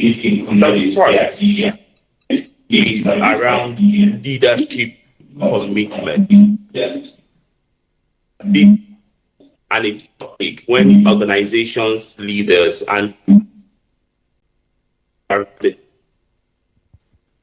think just one thing that helps you to convince every senior business leaders or exec at that level, it's about what is the benefit for the business. Time for doing best. And I think that's in which we've tried as much as possible to speak to leaders, private sector leaders, around what's the benefit of inclusion. Let me give a very simple example. Let's run the kind of algorithm of 100 million and the prevalence of people with using that number. So I'm using it for example, a financial institution that they are likely of 3 million out of every 100 between 5 million of that population will have of mobility implemented. Imagine the security doors at our banks today. They are not able to do the environment, or they are not even able to use the ATM machine. Clearly, that all you've not mainstream your business, you are losing some piece of person to ways that you think through how mainstream this solution. You think around brand and brand equity.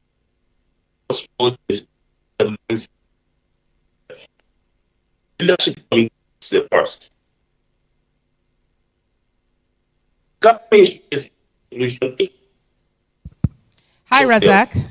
Is accepting that. Hi. Sorry, you are breaking. So your contributions are a bit choppy. I'm wondering, do you have your video on? You might want to switch it off just to perhaps stabilize from your side. Let me turn off my video then. Okay. The video now. Can you hear me now? Yes, I think it's better. Slightly better. Please carry on. I'll let you know if we still have any challenges. We did hear quite a bit of what you said, but you might just...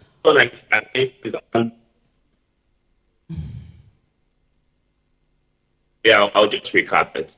The first one is around leadership commitment and metrics.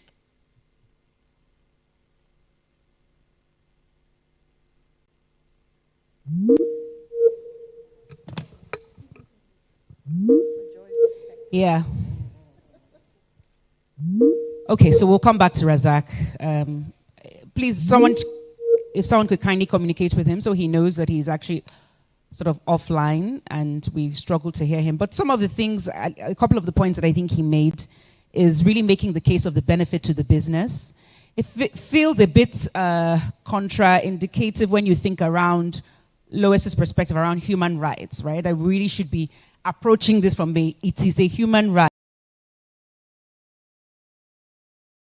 that way, and obviously the conversations and trying to synergize and bring everyone on board in terms of one from the human rights perspective, also the business case.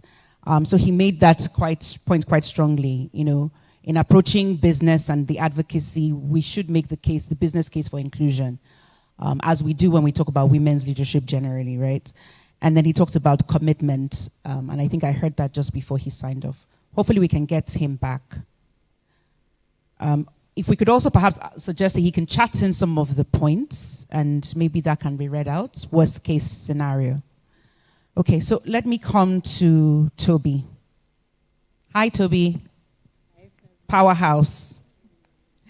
I think you're really so inspiring. All the panelists are, but in the spirit of intergenerational, conversational perspectives, I want to shout out to you especially. Thank you. So let's talk about stereotypes. We talked about language. Let's talk about stereotypes and bias. And, I had asked Dolakwa about language, but I wanted to share your experience of stereotypes and bias. I mean, you're from one of the most revered and learned professions. Something like that. Myself being parts of of that profession.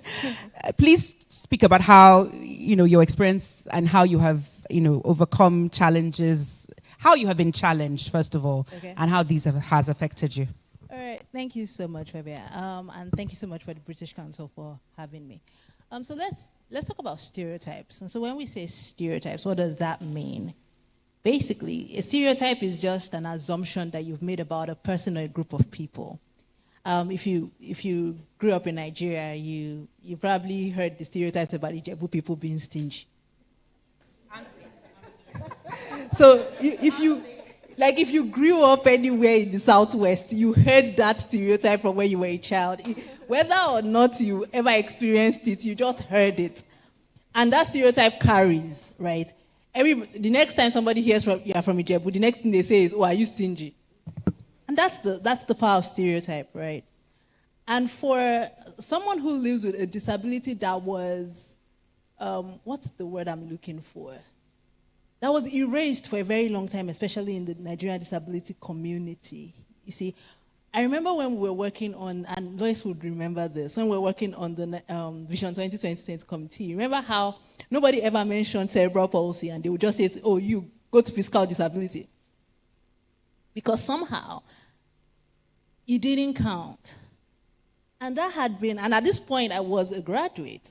I had finished at the Nigerian law school and I was still living with an erasure of a condition that I had lived with all my life. So it was easier for people to say, oh, she just has a physical impairment. It was more comfortable because physical impairments we know. You get, like, we know physical impairments, so we know what to do with them. But this one she's talking about, nah, no. And when I started to really speak up and say, look, this condition is not a physical impairment. It's a developmental disability that actually starts from my brain. The first stereotype is then you're supposed to be stupid. So if you're smart, how are you smart? I'm not even kidding. So it was a how are you smart if you have a brain impairment. And that's why if you follow me, you see me defining cerebral palsy over and over and saying, look, yes, it's a disorder of the brain, but it affects posture and movement. It's not an intellectual disability. The other stereotype is that cerebral palsy is an intellectual disability. This is a stereotype that still carries all around the world till date. So when they want to talk about now that they've decided they want to acknowledge us in the Nigerian disability community, guess what we're called? Intellectual and developmental disabilities. I'm like, excuse me, sir. Do I look intellectually disabled to you? Stop it. And that's the power of stereotypes. Every time I say I have cerebral palsy, I've had public health professionals argue with me to say, are you sure? I'm like, can you see? Because at this point, it's in your face. It can't even be hidden. Like, it's in your face. But you see, there's a stereotype that they've carried that carries from the medical model of disability that says that if you have cerebral palsy, you're supposed to also be intellectually disabled. So the fact that they didn't have a conversation with me, my speech is clear. Like, you can have a conversation with me about any topic and I have information. It's like, are you sure? So you face that stereotype. And so you're constantly defending your right to exist in spaces because you don't fit the stereotype that they hold. Then you're suddenly somehow excluded. So it's almost, oh, when you're talking about cerebral palsy, don't talk to her. I even face that, right? So you're talking about, don't talk to her. Our own is not really cerebral palsy. I've actually heard that said. And that's the power. And again, I don't blame them. It's just the stereotype that has said, oh, if you have this diagnosis, you're supposed to be this. Oh, you're not supposed to be able to speak. You're not supposed to be able to walk. You're not supposed to be smart. And the thing is that you then take, but we don't see how those stereotypes contribute to creating self-fulfilling prophecies of stupidity. I'm sorry. So, because you won't try. Because when you already hold a stereotype that if a child has a cerebral palsy diagnosis, they're supposed to be stupid, you know what you're going to do? When your child has a cerebral palsy diagnosis, you're not even going to try to educate them because they've told you that you can't know. So there's no point. Why should you waste money? And then it becomes a self-fulfilling prophecy because you never gave that person an education. So they are 20 years old, but they don't have anything to contribute because they were never given an opportunity to get what to contribute. And that's the thing with stereotypes. And that's why I spend my life correcting and challenging stereotypes. showing that these stereotypes are wrong. Our textbooks, our medical textbooks need to be changed. Our definitions need to be updated. You cannot keep saying that cerebral palsy is the most common disability in childhood when it's a lifelong disability that has no cure. Because what that says is that the medical profession has nothing, they don't know what to do with you the minute you cross the age of 18. Meanwhile, you are still disabled though. But the doctors don't know what to do with you. So it's very interesting. If I walk into a hospital, I'm the one who's telling the doctor what I need. Because the minute he sees me, he's confused. He has never seen an adult with cerebral palsy show up in his clinic. He doesn't know what to do with me. So we need to challenge all our stereotypes, all our assumptions. Because we all run with it. See, all of us run with assumptions every day. So once you run into an assumption, stop yourself and challenge it, especially when it comes to disability. The number of people who have done double takes when they hear me speak is mind-blowing. I love it actually because, you know, when I walk into the room, this disability cannot be hidden. So they've just made the assumption she's not going to be smart. And then I open my mouth and then they do a double take like, what just happened? Fantastic. So it's important that we challenge those stereotypes, all of us, as we run into it, because we will, and challenge it every day. Thank you. Thank you. Thank you, please. That deserves an applause. Thank you so much. And I will come back to you to speak about how you've overcome and, you know, just in terms of learning what we can do. But let me give Mr. Olubodi the opportunity to also share his opinions. As a corporate powerhouse, in your own words, in your book, you say in your book titled "Through It All," through your many trials and tribulations, you have still emerged a successful corporate powerhouse. I'll pick it up, sir. Don't worry. Thank you.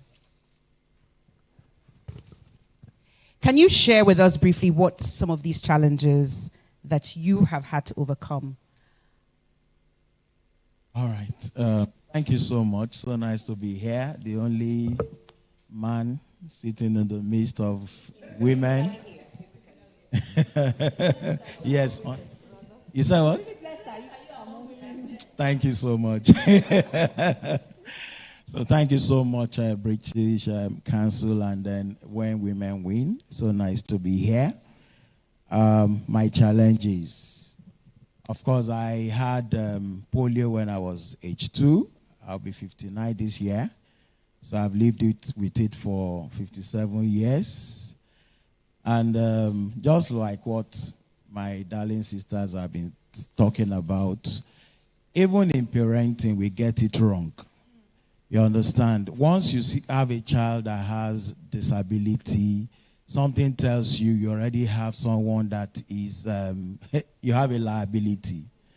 Disability is equal to liability, you know. So just manage them. For some parents, just keep them somewhere. When visitors come, hide them somewhere and don't see them. I think that was like the way I started growing up. Of course, I was indulged. Don't let him sweep. He has bad legs. Don't let him fetch water. Don't let him fetch water. Don't let him do any house chores. He has bad leg. No, don't send him on any errand. You know. But like I always tell people, my life changed when I was age 8. You know, we went to our village and there was this masquerade festival. And I went out with some of my relatives and we got somewhere and we had this drumming and everybody ran. And then, okay, so we asked, so why are you running? They said, that masquerade is not supposed to meet anybody on the road. All right. So now I know there is a problem. Everyone we left my family compound with ran. Then I was supposed to run. And then I ran. But it was like a snail trying to escape from danger. You know, at first the polio affected my 2 legs. Later the right leg came back to life. The left leg is as paralyzed as it was in 1967, even up till now. So for me to run that day was to hop on the right leg. And since there was, fear in the air, I was just falling over and everything, and I was screaming and crying and just begging people to come and help me.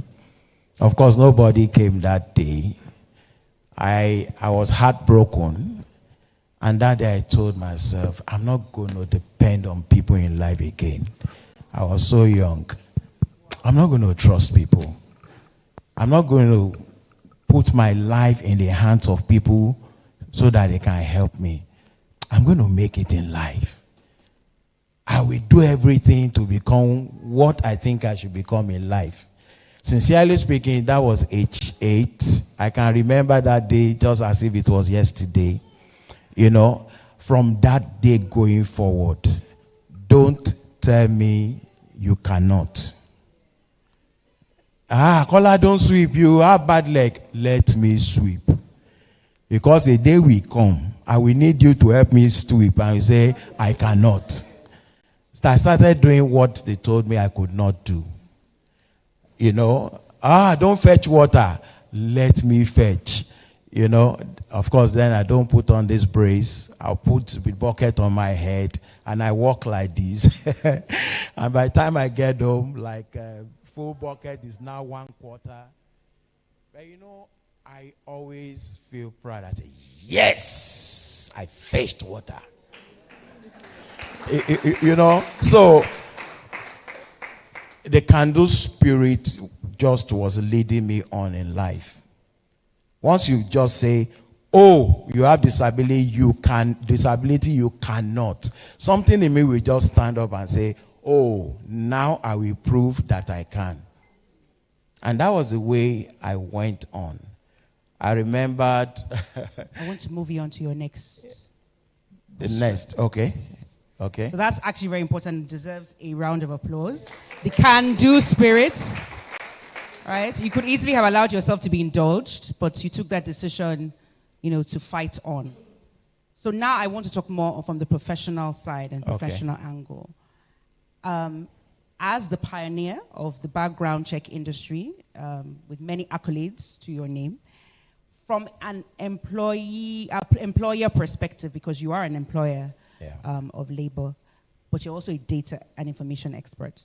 How can we, you know, we saw some insights today, so we already have begun to see the importance of data, but I want to hear your perspective for how we can deploy data and information and technology in a way that positively supports people with disabilities from your perspective, because we also want to be able to move the conversation to how, you know, those of us in the room in terms of employers can begin to understand why it's important to be more inclusive. All right, thank you so much. I know Gabriel had spoken so much from the data angle, so I won't try to go there. But as an employer, and then of course knowing myself, knowing the stereotype I faced, times I went for interviews, I went for an interview, and immediately I walked in with my walking stick. The panelists looked at themselves and they said, Mr. Lugodi, you'll be out of this place in 5 minutes. You know, they said it in a very polite way, but I knew it was an insult. Of course, I was there 1 hour, and I was the one that was employed. Because I get that every time. So as an employer, I've come to also know, at least from statistics, that people living with disability, just check out everyone that's spoken here. Is any of them dons? You understand? And in my complaint, we came up with a policy, maybe because we deal with data and we deal with things that have to do with, putting details in things. Number one, we give priorities to ladies in my work. If you're going to deal with anything statistical, please give it to ladies. And then, of course, added to myself, I think we have 5 that have disability in the company. Because I know, just like myself, we are not going anywhere so soon. You understand? They have grown with the company. So when it comes to data information technology, what I've chosen to do is to showcase people living with disability. I have a program called Through It All. And primarily, it's to showcase what people with disability can do. Dolapo has been there, my wife's niece. Toby has been there. Emanuela's husband has been there. I have a lot of people sitting here that have been on that program. That's using technology to let people know that people living with disability are not non-entities. They are not people you are just supposed to push aside. If a person living with disability can start a new industry in this big country called Nigeria, there is nothing another person with disability cannot do. You understand? So that is the area that when it comes to my own advocacy, I want to push people with disability to know that you too work on yourself, work on your mindset, work on your self-esteem. Don't let people call you names and you accept those names. That's not who you are. But once you accept it, you become like that. They say you cannot walk. They say, why are you not doing? They say I cannot walk. Is that who you are? You understand? So, by and large, I think we need to keep changing. What's that language now? The narratives. We need to keep changing it for people to know, more especially when it comes to women. At least I have two wonderful ladies working for me. One of them, at least in the last 2 years, I've been in and out of hospital. And she's been working remotely. And her performance have not dropped one bit. All right, so those are some of the things that need to change now. Even if you're not going to employ us because we cannot maybe climb your steps, we can work from home and we will deliver. So that's the way I want to stop. Excellent. Thank you very much. Thank you. I don't know if Razak is back online, if his connection is okay. Hi, Razak. Hi, Fabia. Can you hear me? Yes, loud and clear. And we are hopeful, and it's sounding better. So just to bring you back to, you were talking about strategies, and I think we really wanted to sort of bed that down. Strategies that organizations can use in promoting greater inclusion of persons with disabilities. Mr. Olubodi just also gave some personal experiences. Can you give us some more, some practical examples of what organizations can do?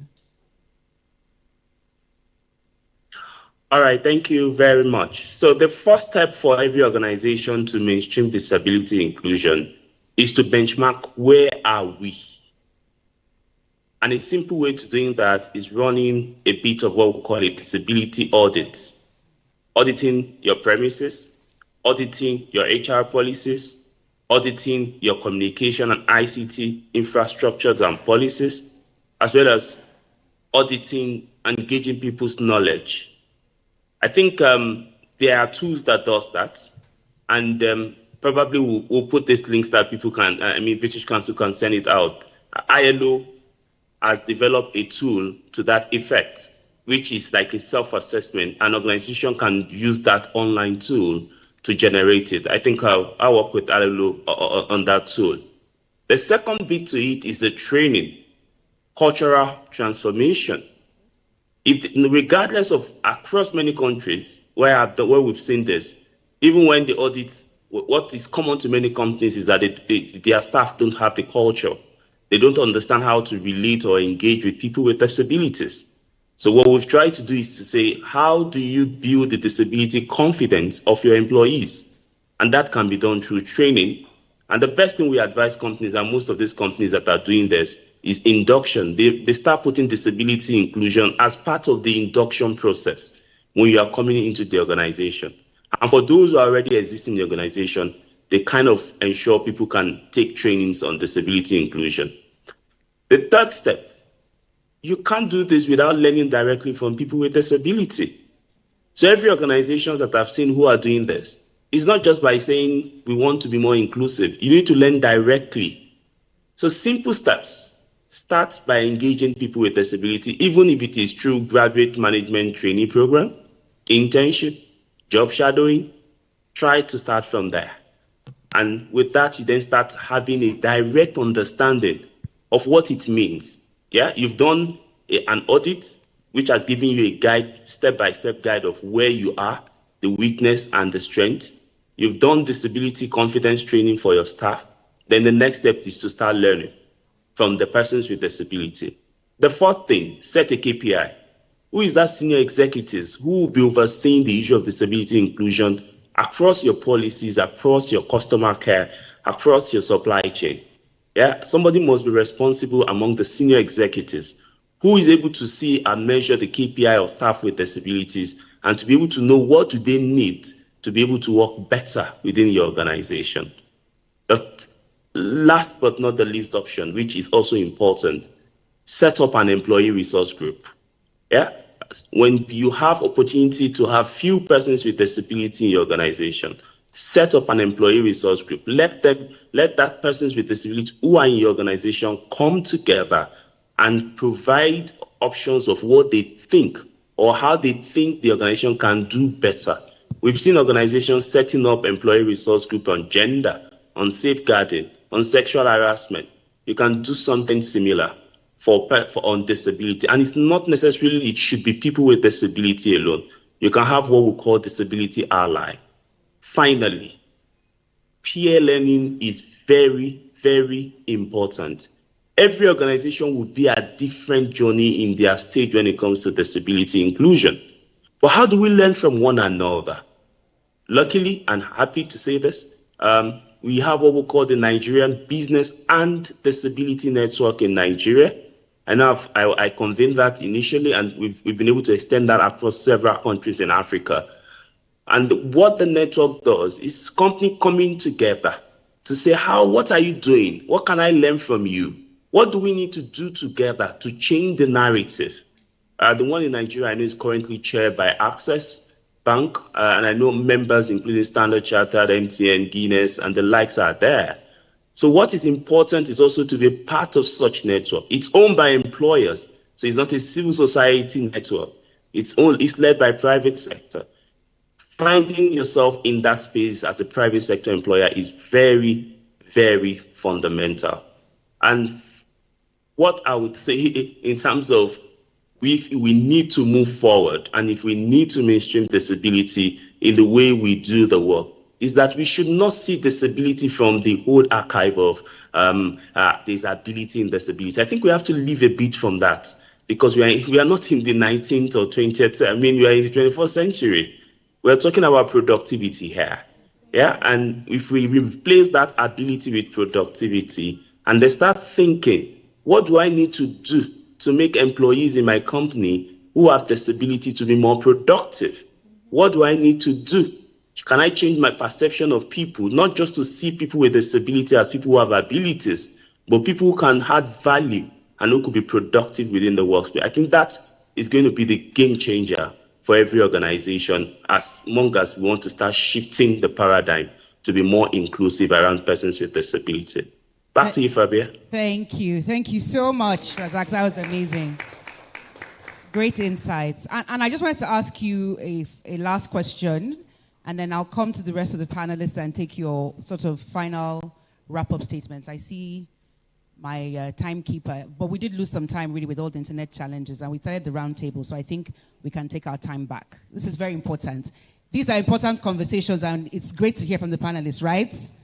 Okay. So, Razak, I'm just curious. Sometimes, with all the things that you've sort of rolled out that organizations can do, it seems like it's only the big companies, those that have money, maybe the multinationals, and looking at your your profile is the big companies that you have also been advising. What about the small? Is this applicable to small businesses? You know, can they start? Because they may feel that they don't have the infrastructural capacity or the resources. What do you say when you sort of hear, I'm sure you're not hearing that kind of question for the first time. How would you respond to that? Is this just for the big organizations? All right, thank you very much. Or is there space? Yeah. Yeah, there is space for the smaller organizations as well. Go ahead. Sorry, so what I would say for smaller organization, what I would say for smaller organization is that take the test, identify what can your current facility take. You might not be able to employ a person who has physical disability today because of your facility, but you might be able to employ somebody with albinism. So start, and if you give excuse, you will find it. If you want a way, you will also find it. Back to you. Thank you so much. I think that deserves a round of applause, right? Absolutely. I think so. Power in those words. So, Lois, hi. It's been a little while, but I'm back to you. We're beginning to wrap up, and so I think it's important that if you could share, for you, what would be a tangible outcome from this conversation? You know, from today's discussion, what would be a key takeaway you want us to leave this room with? Yeah. Just few words. We must be treated as equals. Include us and allow us to participate actively. Thank you. Thank you very much. So, Toby, in the last round of questions, you spoke about your challenges. I wanted to talk about, you know, how you have overcome those challenges. What are the steps you've taken so that other people can learn from that? And, you know, and maybe a little bit about your organization, perhaps what your organization does, how you're building that community, and perhaps what we can do to support. Okay, so, all right, challenges, you kind of heard all of that. Now let's go to what do you do when you're faced with stereotype? You have two options. You can either get angry or you can educate, right? And I think I've done a bit of both, depending on the audience. There are times where if I think that you should know better and I see you express a very wrong stereotype, I'm going to call you out on it and say, come on, it's 2024, educate yourself. However, we have to do a lot of education because you see, what we don't understand in this part of the world, we stigmatize. We will just give it a name and put it in and just part it aside. So what I've done really to overcome stereotype is you overcome stereotype with education. You can't keep saying they're holding the wrong view about me if you don't come out and show them what the correct view is. And that's what I've done and I continue to do in my organization. So my organization is aptly named the Let Cerebral Palsy Kids Learn Foundation, basically saying children with cerebral palsy should be given the opportunity to learn in the same settings as their typical peers. Because I found out by accident in 2016 that Nigerian schools would turn back children like me at the door. So somebody said yes. Parents would take their children to school like every parent does, and the school would just say, oh, we don't take children like that here. And I said to myself, in a country where we're diagnosing 50,000 children every year with this condition, in 10 years, that's 500,000 people. If we refuse to educate 500,000 people, we're sitting on a keg of gunpowder. Because we do not have a social structure to care for 500,000 people without any value added to the economy. So we must. And the truth is, we can talk about employment all we want.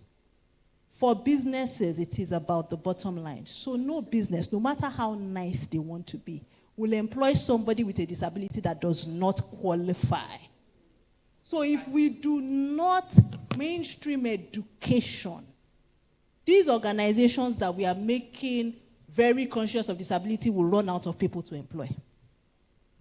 So it's important, and that's what we do, is to build a community of the next generation of children with cerebral palsy that would demystify the assumption that cerebral palsy is an intellectual disability and will take their place in the workforce, wherever they choose to take it. I have kids already who are telling me they want to be models. They're already modeling. I'm like, okay, make your money.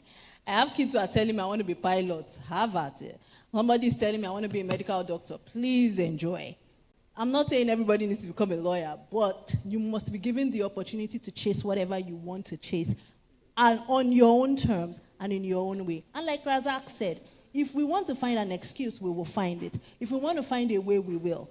People ask me all the time, oh, but you know, a lot of these children cannot talk like you. So how are we supposed to educate them? I'm like, 70% of communication is nonverbal. So we can't educate somebody without speech, please. Oh, the child cannot write. So how many things are you writing in longhand in 2024? Give the child a tablet. Oh, the child cannot even sit up. I don't have to sit up to learn. If I'm lying on my bed, I've taken online courses by lying on my bed all day. So please, there's something called... Where there's a will, there's a way. There's a will, you will find a way. But we need to find a way to ensure that education is taking place, or else all these organizations will run out of people to employ in the long run. Thank you. Thank you so much. Thank you. Dolapo, we're wrapping up. I wanted to just, ask you this, because again, we're talking about what organizations can do, right? And you often allude to the fact that, I think, is it 11 years? You continued to work for your organization for 11 years, even after your diagnosis. Can you just share how they supported you, that enabled you, to be able to do that? Thank you. So I was a qualified engineer. It was the early 2000s. It was when telecom was starting out in Nigeria. Were not too many ladies anyway. And already in mid-management, within a year and a half, identified for leadership pipeline. So when I came to say that this was my circumstance, they were willing to do the journey with me. What I would just say is that, and how did they do the journey with me? They allowed me to define the phases of what I could cope with. Like I said, musical mics. And this mic goes bust too. Okay, so I'll just keep trying. Can we hear her? Can you? Are you on mic? I think all the mics are. Hello, hello. They're all off. Just go. Teacher voice. Okay.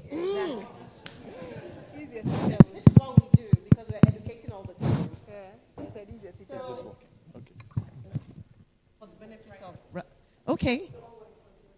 For the benefit of... So I'll try... Oh, okay, we're back. So now I can't scream anymore. Okay, so they allowed me to manage my disclosure pattern. You can understand, it was not anything I signed up for.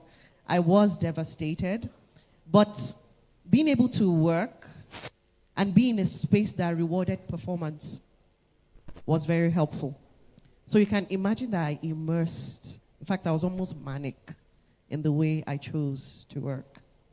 It became important to me to see value in me, even though this critical part of what was typical for me was now gone for life.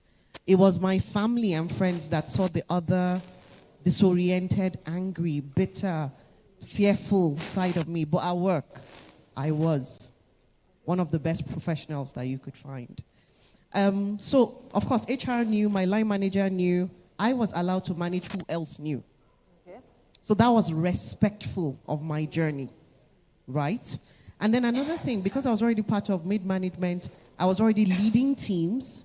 I was really good. I'd moved from being on the field to being in the office leading teams. So they put me in the spaces of my strength. I could very easily coordinate and do very well with making sure we had excellent outcomes from the field because it was what I'd done before. So I not only continued to work in Nigeria, I went to launch networks in 3 other countries with my impairment, returned to Nigeria in 2012. I was put to have oversight of 15 countries of sub-Saharan Africa. They did not need me to see. They just needed to make sure the things in my care were done with excellence. So at work, all of us have KPIs, right? And then all of us try to, what's that KPI? You try to... exceed expectation. No, before exceed expectation. There's the meet expectation. But, and then there's now exceed expectation. Then there's now outstanding. People like us were looking for outstanding because already with the interactions that were there, people were always going to judge you. So do what you need to do to get the results you want. What I would just say again to, look, employers, you're so worried about talents, because it's talents you'll be bringing on board, not just a person with an impairment. No, it's a talent who's bringing value to your organization. Sometimes we're so worried about talents joining us that you do not know that life could be happening within to some of your best hands. How do they feel like they belong?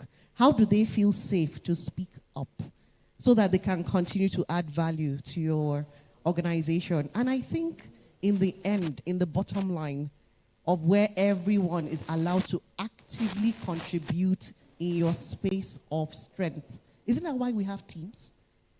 Isn't that why we have teams? In the team member, everybody's bringing their strengths. Let everyone bring strength forward. Then we would move just beyond acknowledging diversity, providing equitable ways for all of us to participate, to ticking the box of inclusion, and we will truly have what is most important, which is belonging. Because if you don't feel like you belong, you will not be able to bring your best. And that's the big challenge I want to drop the mic with. And drop the mic she has. Thank you very much. Thanks, Dolakwo. Thank you. And to you, sir, what would be, your final closing statements from your perspective? What would you like this audience to take away? All right. Thank you very much. There's this story about the bumblebee that is big, the wings are small, and scientifically the bumblebee is not supposed to be able to fly. Unfortunately, the bumblebee does not understand the science languages. The thing will just lift up and fly. I want to speak to people living with disability. You need to go beyond all the rhetorics, all the stereotypes, all the name callings, all the wrong languages, and fly. You need to know you can do more. You need to know that you can go far and farther than this. There's more in you than you can imagine. What this world needs are people that we add value in the way you are. Add value. And interestingly, over time, I've discovered that people living with disability, they sort of have this superhero type of thing about them. They can adapt. They can, very resilient. When I came in, the first thing I looked was this podium. I said, oh, it's high. And my head was just thinking, how are you going to get up? That is going to be steep. All right, you try. That's the way we think. Every other person got here and sat down. But I was just scanning everywhere around and say, how am I going to move? And you see, where I worked, the first place where I worked, National Population Commission, God helped me that it was the same thing. I was put at a very tight point, and I just asked myself, how would you do it? An idea started coming, and I introduced it to the work I was doing, and I was getting promoted. So please, never look down yourself as someone living with disability. And as an employer of labor, if you're looking for committed, dependable, reliable people that you can employ, I tell you, they are in the community of people living or people with disability. I tell you, they are so reliable. Just tell them 1, 2, 3, and they will give you 4, 5, 6, 7, and you'll be so satisfied. So if you have not been employing them, you have unfortunately been shortchanging yourself.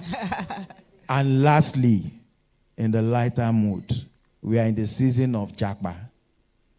The percentage of people living with disability that have Jakbad is far lower than the able-bodied people. Very soon, every able-bodied person will Jakbad, and then you come back to us. Here, here.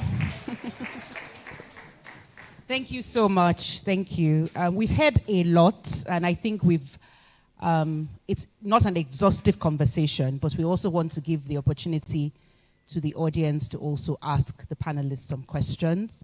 So I think we're moving into, we already had some contributions even before the panel started, but please, we want to involve you in the conversation. So can I kick off with a roundtable, flow into that? How long do we have? 30 minutes for the roundtable? Okay. That's quite, well, so we are, no, I didn't think so. That's quite a long time. 20 minutes. Okay. So I'm just moderating the flow. So I was going to say we are here. But we are here, and I hope Razak is still online, to interact, take your questions, anything that you have possibly heard that you would like the panelists to sort of, speak more about. Any thoughts that you have to add to the conversation that we've been having today. The theme is inspiring inclusion for Africa's superwomen, because it's Women's Month, but men as well, and people with disabilities across board. So do we have some contributions in the house? Any questions? Okay, can I have help with the mic? I see 3 hands up already, 2 ladies in front, and a gentleman at the back, another lady. There are 4 hands up. I think the way the hands went up were the 2 ladies in front, the gentleman at the back, and then the lady on the side of the room. That's how I saw it. Hey, Razak, I hope you're still online.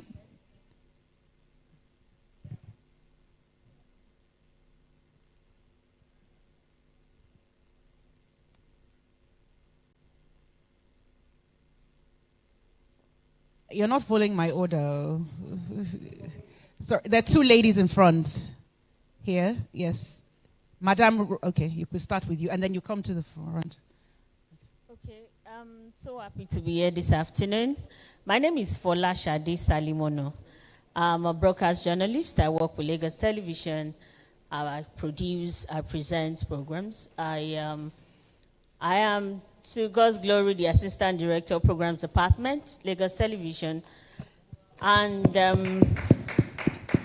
thank you. I'm so happy to be here today. A lot has been said, but I just want to say that it is important that everybody, both the employer and the employees, with disabilities or without disabilities, should put themselves in the shoes of persons with disabilities to ensure inclusion in all that you do.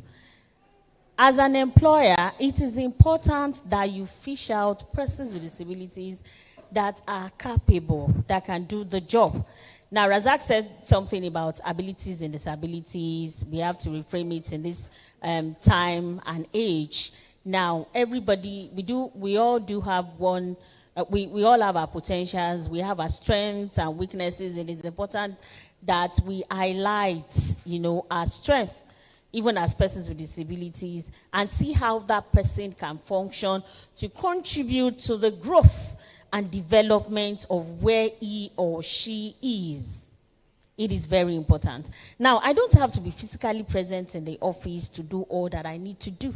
I might just be the brain behind a particular idea that contributes positively to that organization. As a person with disability over the years, I was in AIT for 5 years as a news editor. I moved to Lagos Television 2008. And when I got there, I tried I was in news, before I was posted to programs.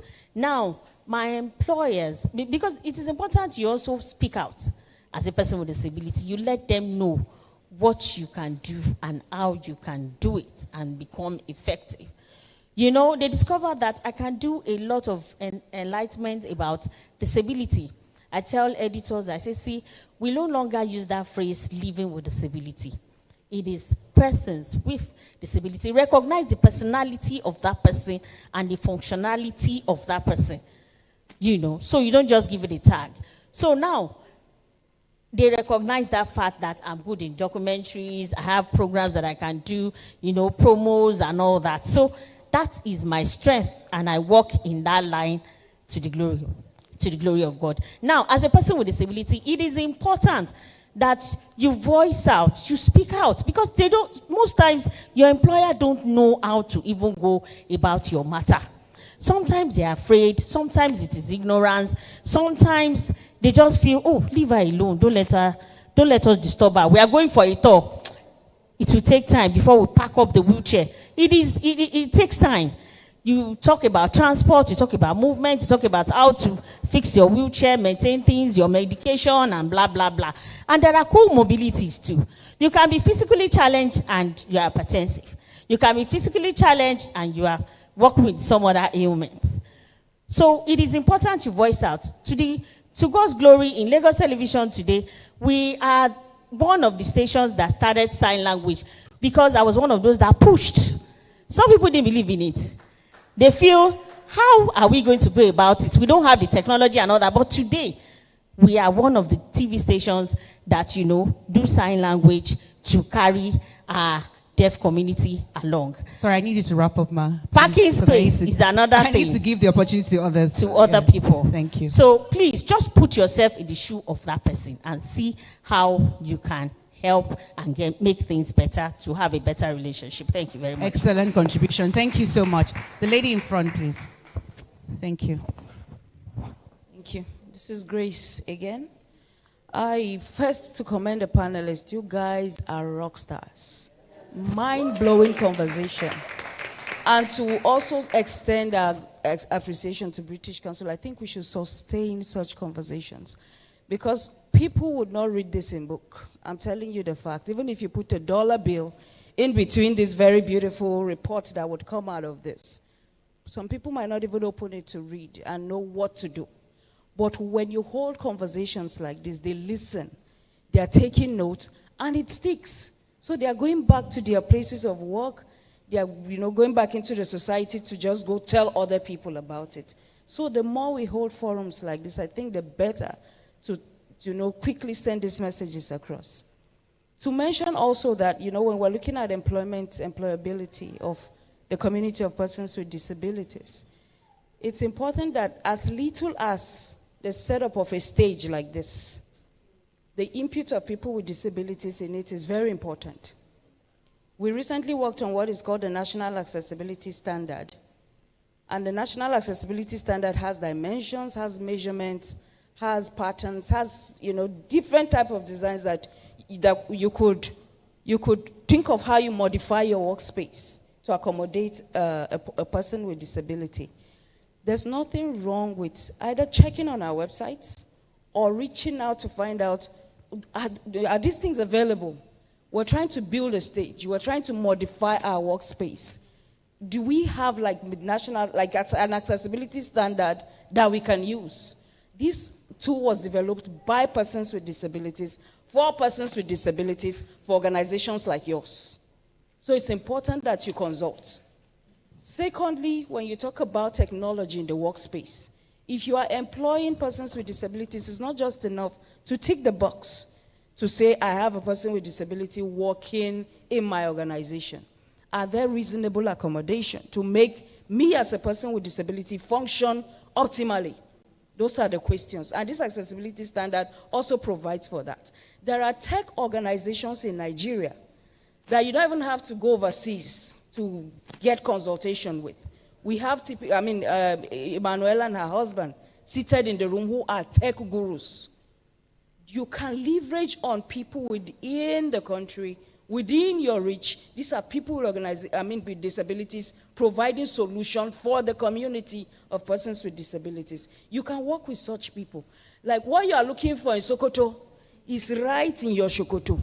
If you, borrowing from the Yoruba people, So tap into, the resources that are available. And within the community of persons with disabilities, while we're looking at employment, we're also ready to work with you to make your environment ready for people with disabilities to work. So don't employ because you want to tick the box. Employ because you need them to add value to your organization. Thank you. Thank you so much. Thank you so much. That was an amazing contribution. Thank you. I think there's a gentleman at the back, just behind you, yes? Oh, okay. Well, okay. I think I talk better when I stand, I think. Okay, so good afternoon, everybody. My name is Okpeoluwa Akinola, and I'm the CEO of Access Tech Innovation and Research, GTE Ltd.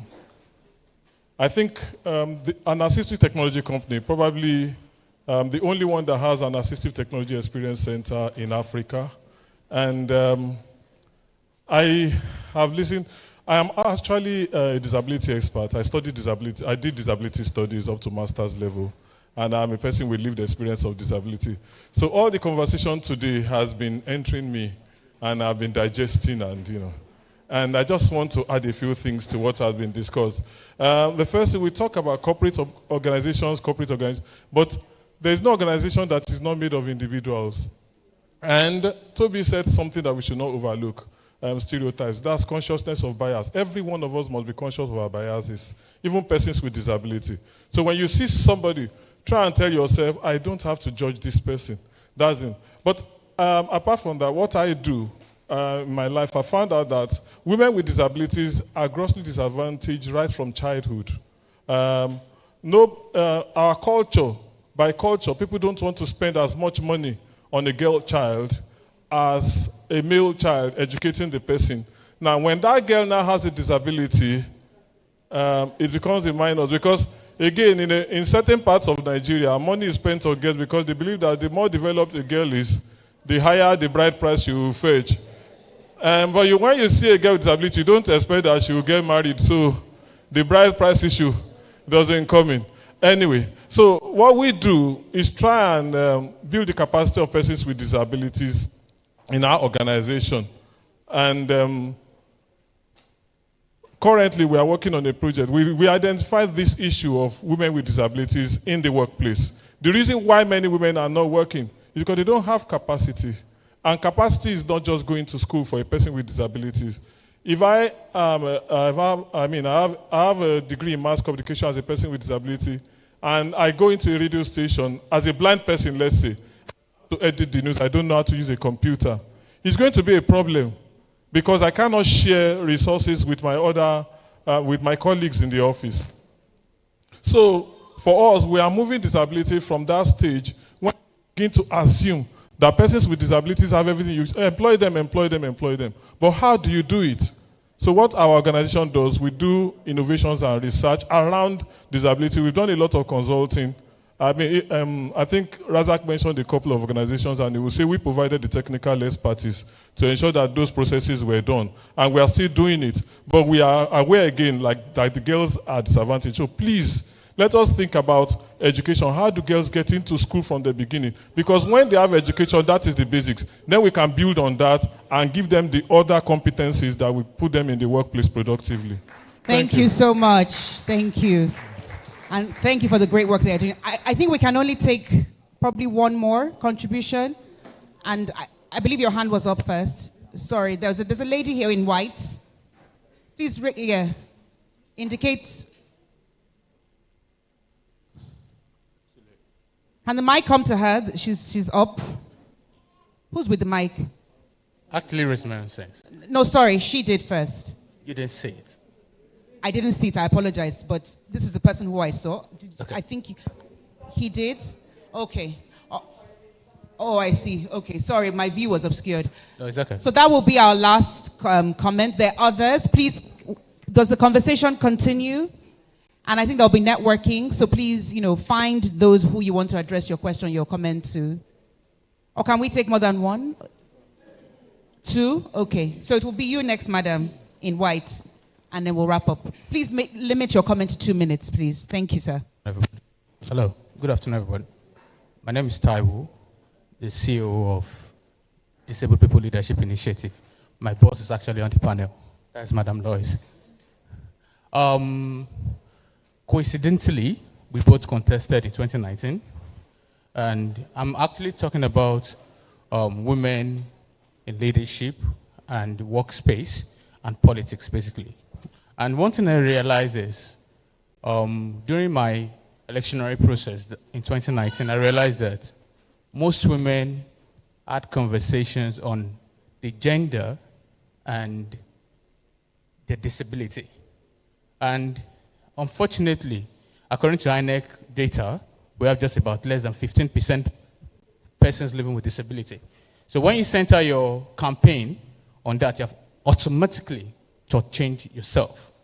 So that's one aspect. Then on the other aspect is, on the aspect of employment, I've been someone that has had issues with employment time and time again.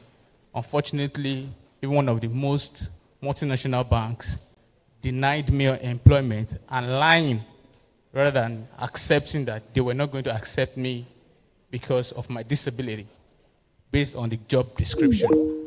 However, having said that, I think conversations must go beyond just employment, and then civil society and legal framework must be actually put in place for organizations that deny, not only deny, but also malign persons living with disability. And I know what I'm saying. I just left an organization about 8 months ago, and I had a very wonderful experience with my boss. My instinct actually told me not to actually accept the job, but I did because I just wanted to, because the chairman of the company at that time recommended me fully.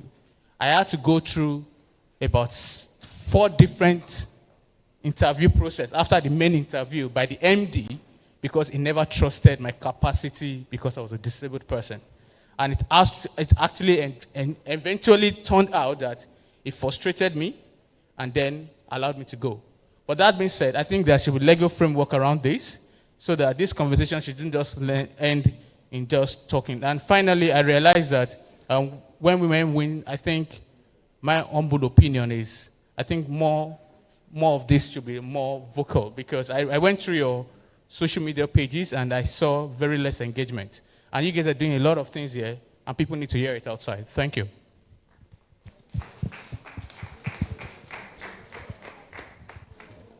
Yeah. So then, everyone, my name is Miriam Adinunga. I have a couple of questions. First, thank you to the British Council for organizing this. I think this topic is not something that is widely known about. A lot of people don't know about the challenges that people with disabilities face. I think it's something that should even be spread to other people apart from the people in this room. I know most of the people in this room know about this topic. Anyway, I'm sorry. So I have a couple of questions actually for the panelists. First, with Razak. Razak was talking about in terms of businesses. So I remember asking someone working with an edtech company about including or making arrangement for children living with disabilities and including them in their teaching or education. And he was saying something about how it's going to take a lot for the business in terms of money. They're going to spend a lot, and how much are they going to get in terms of revenue? So, I mean, businesses, they think about money, so how does it, like, why should they do that? So I was going to ask around that, like, how would you convince a business to include children or people living with disabilities in what they're doing? Then, I don't know if I should ask.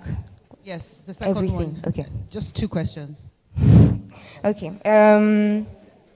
Yes, I was still around businesses. I was also thinking around, because I know you mentioned people with disabilities can work from home, but there are people living with disabilities that actually want to go to work physically.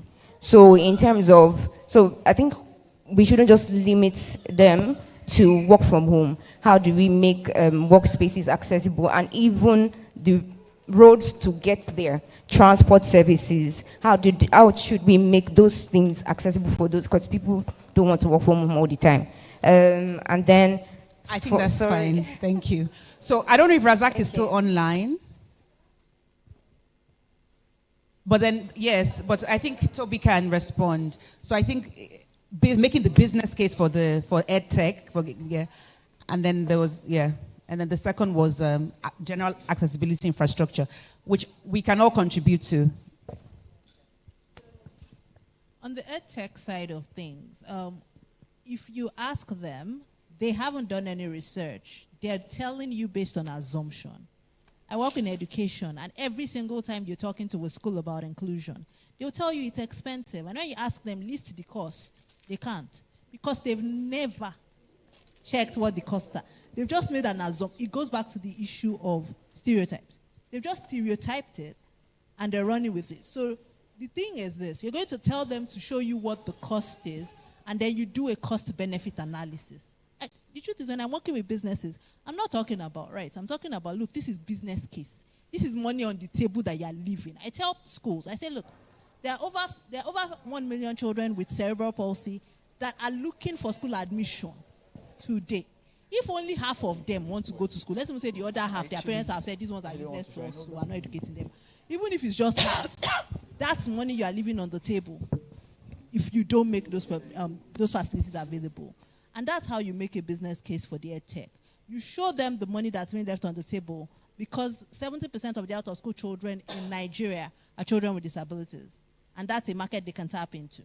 So when you show them that, that cost-benefit analysis, then you can get them to actually think more about investing that money, because it's going to come back in returns.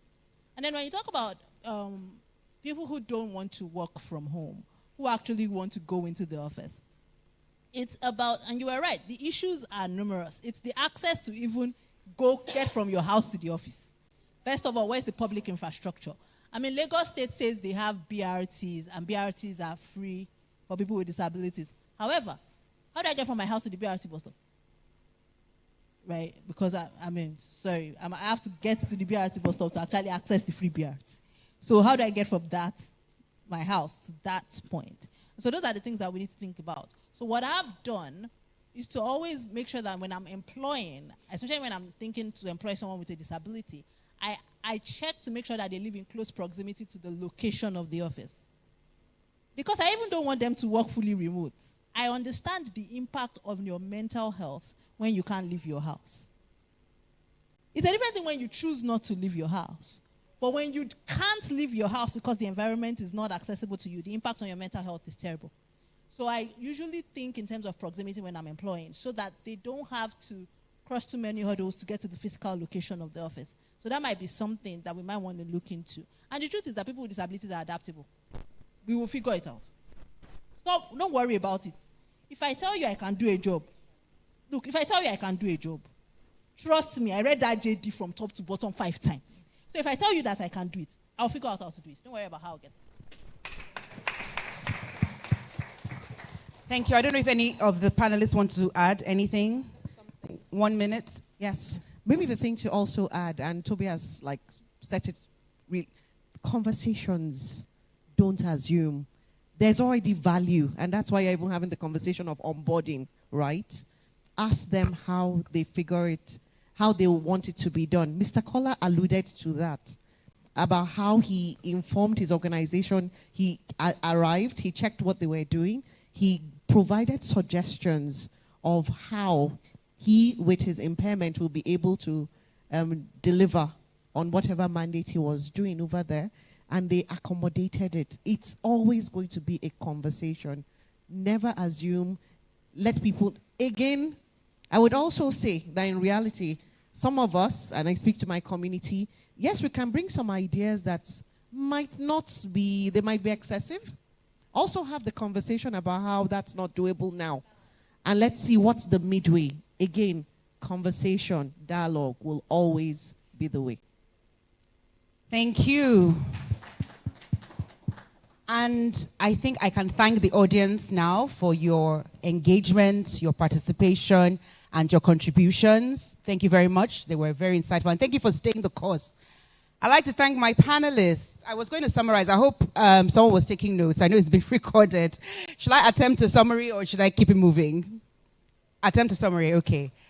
We've had fantastic conversations today. We've talked about the unique barriers that women with disabilities face. We've talked about the barriers that people with disabilities face generally, but we've also honed in on the unique disabilities that women face. And that includes attitudinal barriers, it includes infrastructural barriers, it includes healthcare barriers, it includes educational barriers.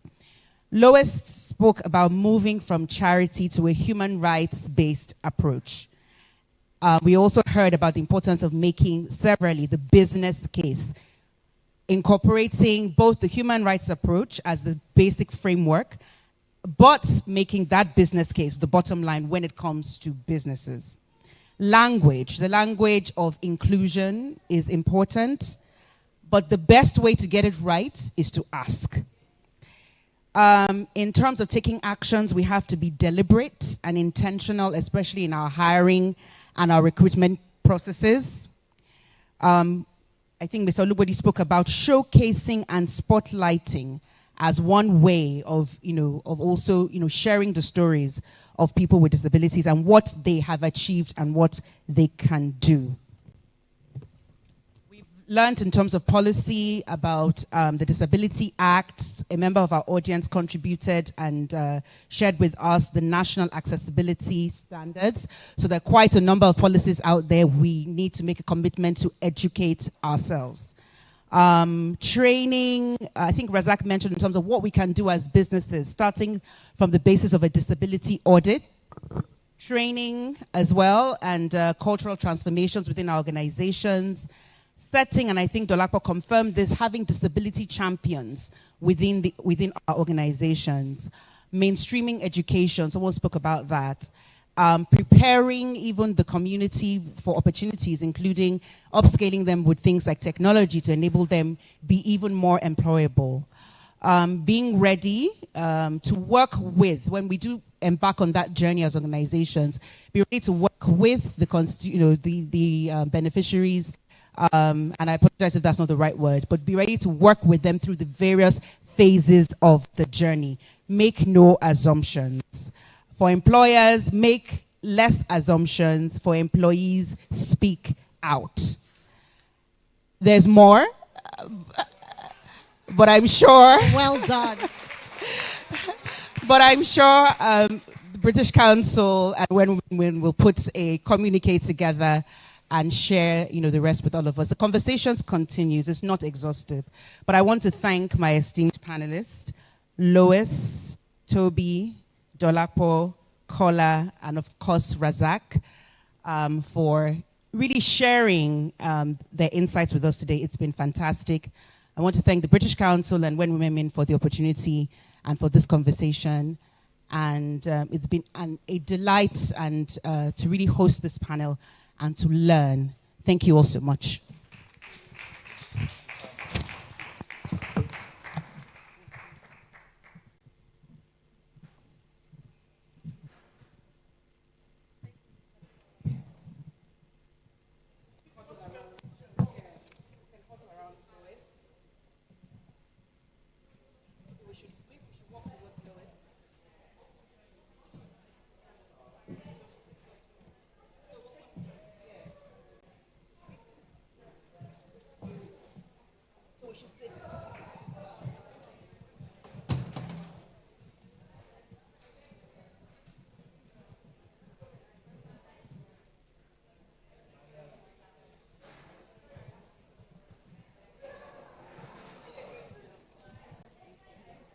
Thank you, sir.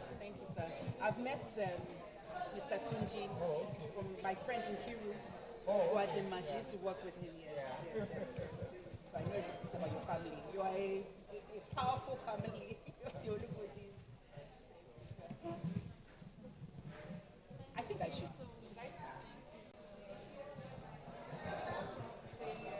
I feel like I should come and stand. Yeah.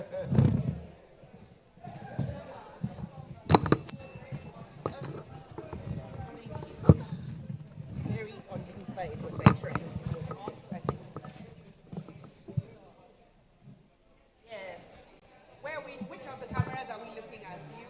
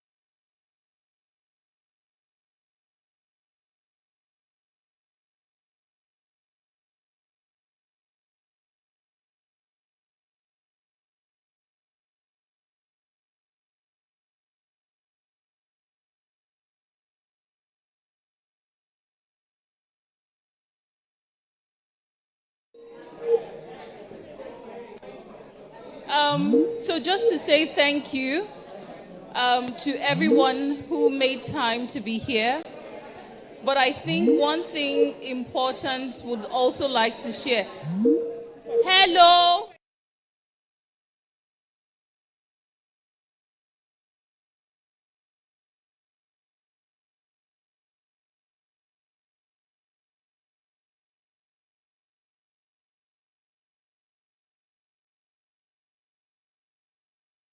Years.